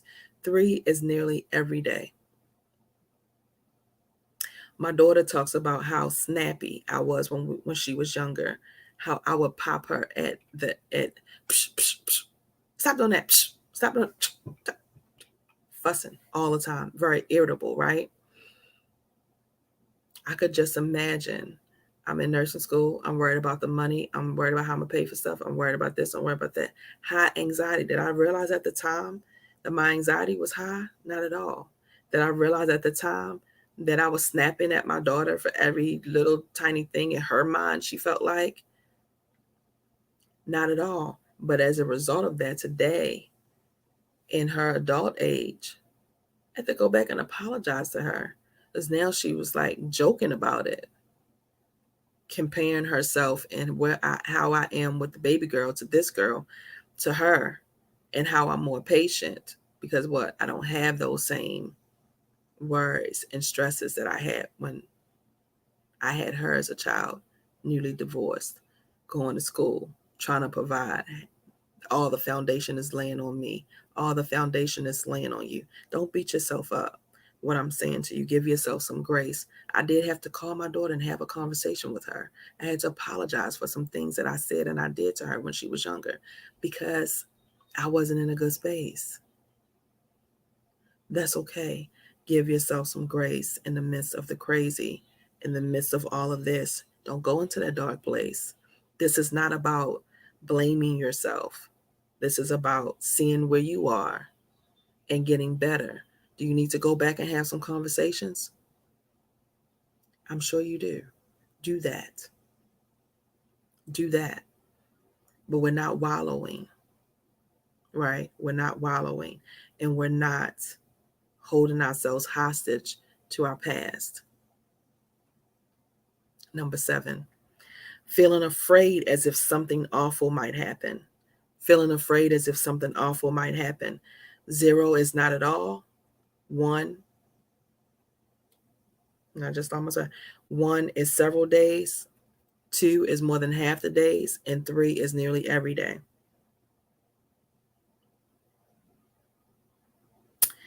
Now, what I want you to do is total all of that, the 7 questions. I want you to total all of those. Add your columns up. Add them all up. Total the whole thing. Total your columns. Total your columns. Add it all up. What is your total score? What is your total score? And so this is a guide, again, for you to take to your and share with your doctor. You can just go to you're like, Michelle, I don't have no therapist. I don't have no, You take it to your primary care physician and let them know, hey, I was watching this live, or I went to a conference, or whatever it is, because I've done several things and I do this in several places. So wherever it is that you're watching, I did this test for anxiety and this was my score. And you can go into a little more detail with your doctor as to why you may have the score that you have. So we're tallying everything up. All right. Your totals are from 0 to 4 is mild anxiety. From 0 to 4 is mild anxiety. That is, oh my gosh. I'm so sorry. Oh my God, we are live. I'm telling you, somebody must need this information because the devil is busy. I'm so sorry. But I gotta do it. I've got an itch back in my ear. Oh my God. The devil is busy. Oh my gosh. Yo, we alive. We alive. I'm sorry. 0 to 4, mild anxiety. If you have mild anxiety, 0 to 4, that is you're in a monitoring phase. And that is be aware. You're kind of, on the cusp. Things are bothering you. Whatever it is, you want to communicate. Get some things off of you. Talk to your doctor about this as well. Maybe you need to go and, do some walking, get into some exercise, be able to get some release, do some self-care, right? All of these things help with mild anxiety. You can take care of it at home, right? But don't just sit at, I'm only and so I ain't got to do nothing. No, you don't want it to get worse. Right? You don't want it to get worse because it can and it will fairly quickly. Things happen day to day, stuff shifts. And so get yourself in a place. Okay, 5 to 9 is moderate anxiety. 5 to 9 is moderate anxiety. This right here is a level where you want to talk to your doctor for sure. 5 to 9, you want to talk to your doctor for sure. Again, self-care, communication, journaling, right? Getting some things off of you, but acknowledging if you've had some death, grief, traumatic things that might have happened to you, if you have some subconscious strongholds like fear, negative self-talk, those type of things. Therapy is not a bad thing to consider at this point because you have some things on you that you need to get off. If you don't want to go to therapy, you can go to a trusted friend at this point. You can go to your pastor, but somebody that you trust, that you're able to communicate and get these things off. You have support groups that you're able to join at this point that will be appropriate. 10 to 14 is moderately severe anxiety. Moderately severe anxiety. 10 to 14. Moderately severe anxiety. This is, you definitely need to talk to your doctor. You should be talking to a therapist at this point. Introduction of psychiatry at this point as well. Moderately severe is these things are not really optional. You can't just take care of it on your own. Nothing is wrong with you, but you need some help to navigate whatever it is that you're going through. You're not in a good place. And that's just the reality of the situation. You're not in a good place. 10 to 14, you're not in a good place. You've been dealing with this by yourself. You've been suffering in silence for a long time. It's time to get some help. The difference between a psychiatrist and a psychologist is a psychiatrist are the ones who prescribe medications. And so they may prescribe some medication that may help you. A psychologist, a therapist, a counselor, are those people that you're going in for a session, you're talking to about your problems. You see people sitting on the couch on the movies or whatever for an hour. So that is the psychologist. Excuse me. I know when I first started dealing with mental health and nursing some years ago, years far back, I was working at a pediatric hospital and they had these different entities there. And the parents would be so upset because they felt like the psychiatrist, they would call and contact her and she would be like, no, call a therapist, call a psychologist, did you talk to so-and-so about this problem? And the parents would be so upset. So I had to explain to them, the psychiatrist is for the medication. They're to make sure that you're on the medication. So if your medication isn't working, that's who you would talk to and give that information to. And they would adjust and monitor that dose to make sure you're at a therapeutic medication range, right? Your psychologist is the person that is, oh my God, my daughter did this today. Oh my God, I'm feeling this kind of way today. Oh my God, I'm feeling overwhelmed. They're the ones that are going to give you the day-to-day suggestions, the day-to-day, again, therapeutic regimen to help you get through and process. They'll explain to you why you might be feeling the way that you're feeling. They'll go into a little more detail. That's what their hour is for. There's a difference, right? And then there are different types of counselors. And so, we'll be mindful of that. Now, 15 to 21 or anything greater means severe anxiety. 15 to 21 is severe anxiety. I was in the 20s when I was diagnosed. 20s. Going around, going and being and doing, struggling at night with all of these things. I couldn't sleep. I was tired. I would be at work, falling miserable, not understanding, thinking that it was going to pass, having panic attacks in the morning on the way to work. Every day driving to work, I would see this white blazer. My stepfather drove the white blazer. I would see or hear something that reminded me of my big mama. I'm having these panic attacks driving to work. I would lose spaces of time when I was in here getting ready for work because I'm thinking.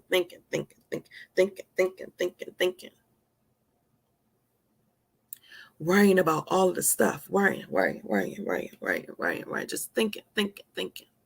Can't shut it off. I can't shut it off. I got this. So what about this and this and this? What about this and this and this? And it's crazy because when I think about it, I'm explaining this, and every time I am, I'm thinking, dang, I haven't been like this my whole life. So why is this happening now? Like, what is going on that this is happening now? Well, again, just even like with my dad, right? The anxiety has always been there. It's always been this little, you worrying about stuff, but you're pushing past, you're going. But when something has happened in your life, very significant, there's been a life altering change, somebody passed away, your job is different, you, you get fired, you have a divorce, you separate, something happens to one of your children, you know that something life altering has happened to you, and then you're trying to go on as if nothing has happened. Guess what? The volume turns up, the anxiety turns up, the depression turns up. I've always had these moments of sadness, I've always had these moments of worry, but you're pressing on, you're pressing on, you're pressing on. But something significant happened, significant things happened. My big mama and my dad passed away. Two very significant people. The volume turned up.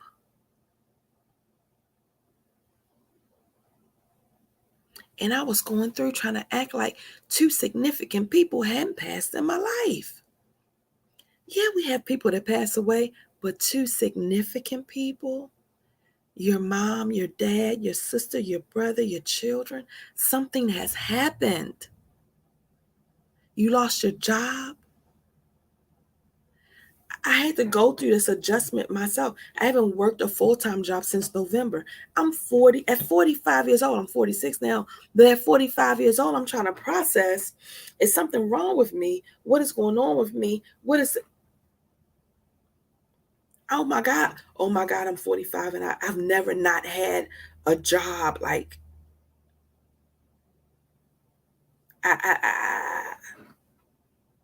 oh my God, how am I going to do this? How am I going to do this? I got this coming up, got this coming up. Navigating in the midst of the crazy. You had significant things that have changed. You've had something that has happened, something that's different, very significant. You're going along your life. You've been like this, and then you drop. You're trying to get up and just walk. Like your foot ain't broke. Like you ain't stumped your toe. Like you ain't, like something ain't happened, right?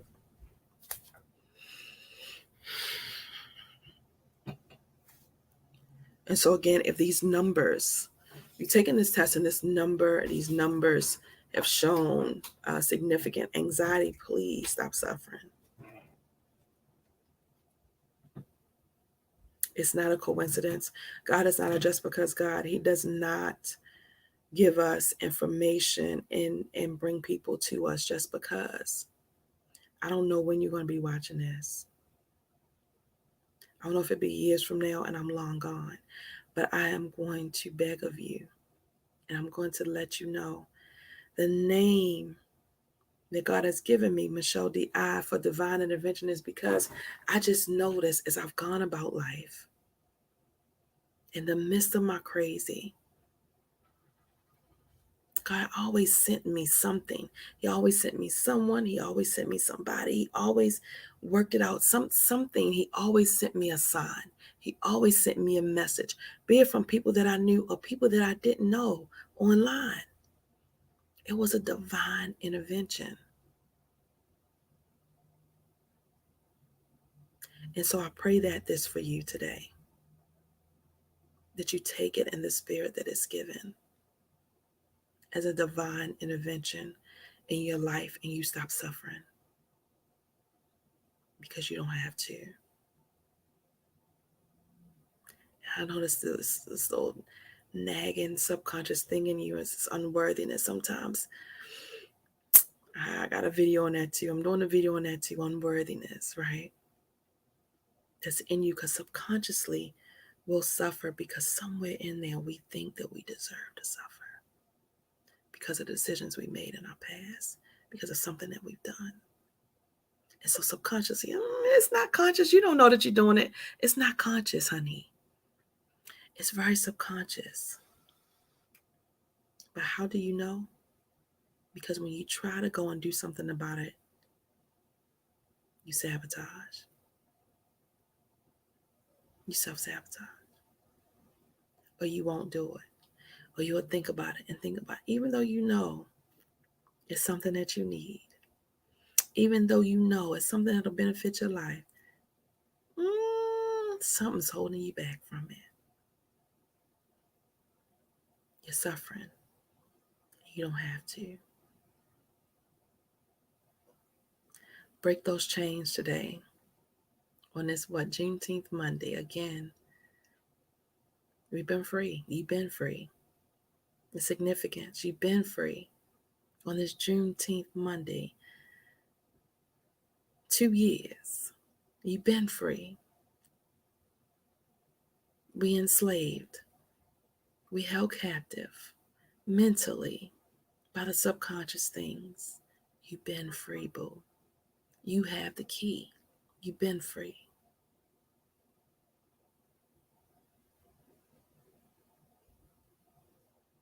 Yeah, it's that simple. It's that simple.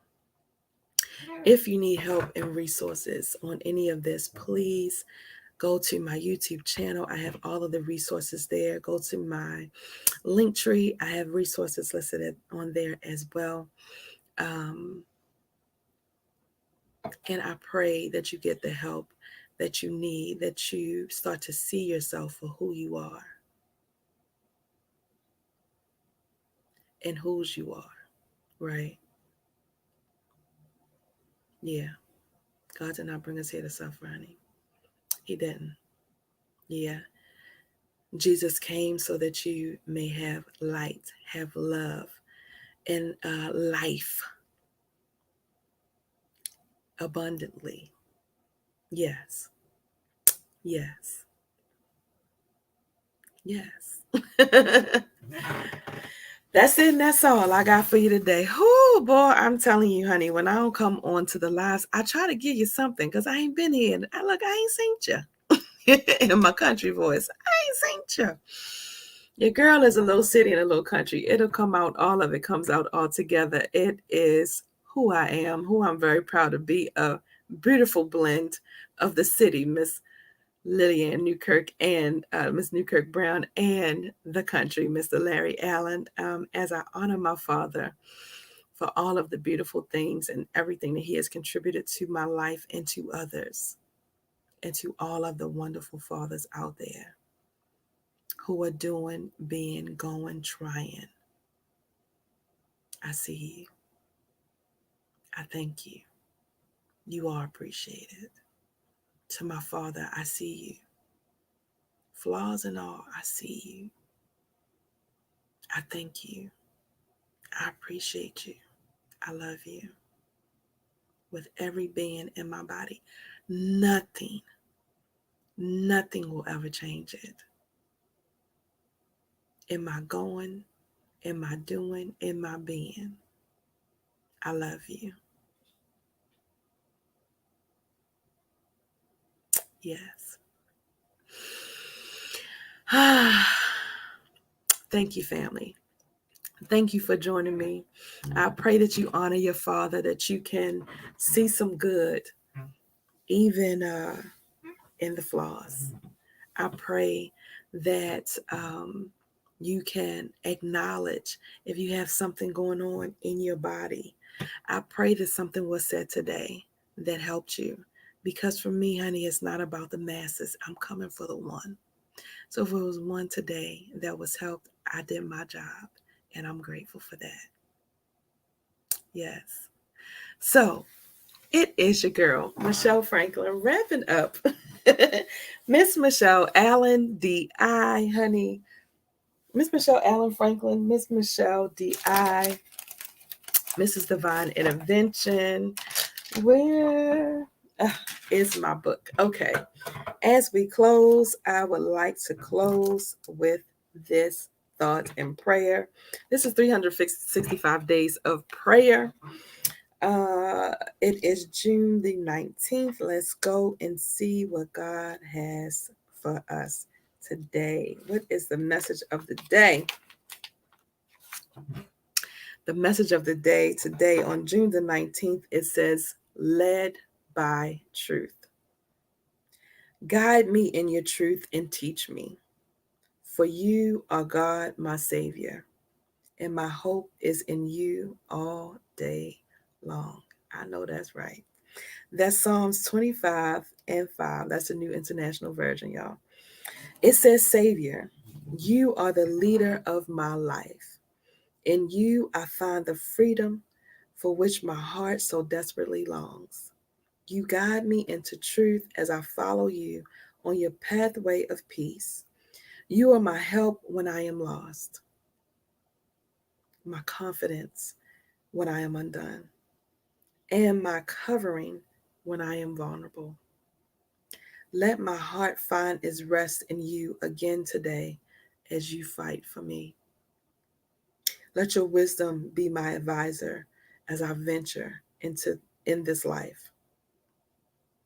I don't lean on my own understanding today. I yield my ways to yours, knowing that you always see the bigger picture. Where I am likely to fail, even there, your wisdom leads me through. I will keep pressing. I will keep pressing on and pressing until you, as I go about my day. Let me say that again. I will keep pressing. I will keep pressing on, pressing into you as I go about my day. You are my holy help. May my heart take courage in the knowledge that you are with me. And the question of the day is, do you trust God to guide you through uncertainty? Mm, mm, what a question. Do you trust God to guide you through uncertainty? You don't have to be a Christian to be on my channel, honey, but your girl is all faith-based. I am leaning independent. I am in service for a party of one. Yeah. And then you just get to watch.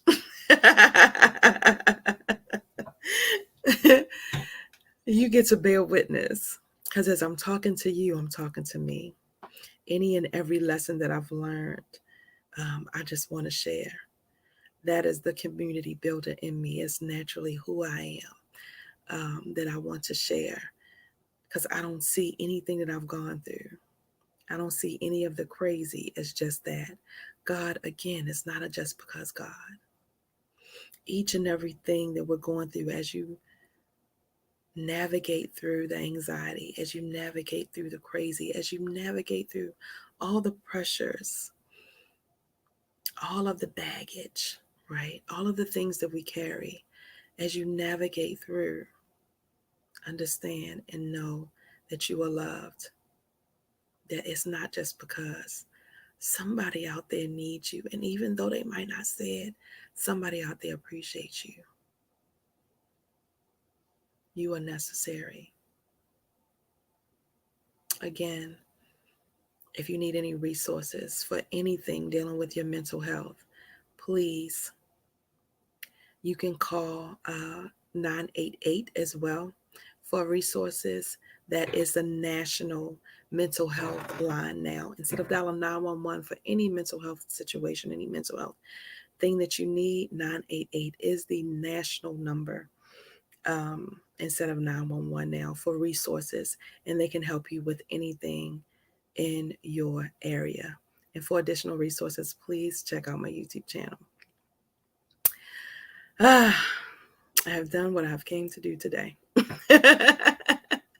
I hate to say goodbye, but I got to go. I got things to do today. I got some other things to do. Okay. It's your girl, Michelle Franklin, honey. Miss Michelle Allen, Miss Michelle D.I. again, Miss Community Builder, telling you, honey, when you walk in your purpose, which you got to get that anxiety, all that stuff up off you, right? When you walk in your purpose, honey, you inspire others to walk in theirs. That is what desire to do. I aspire to inspire until I expire, just like Mr. Les Brown. Yeah, that's what I'm doing. What you doing? Have a good one, sweetie.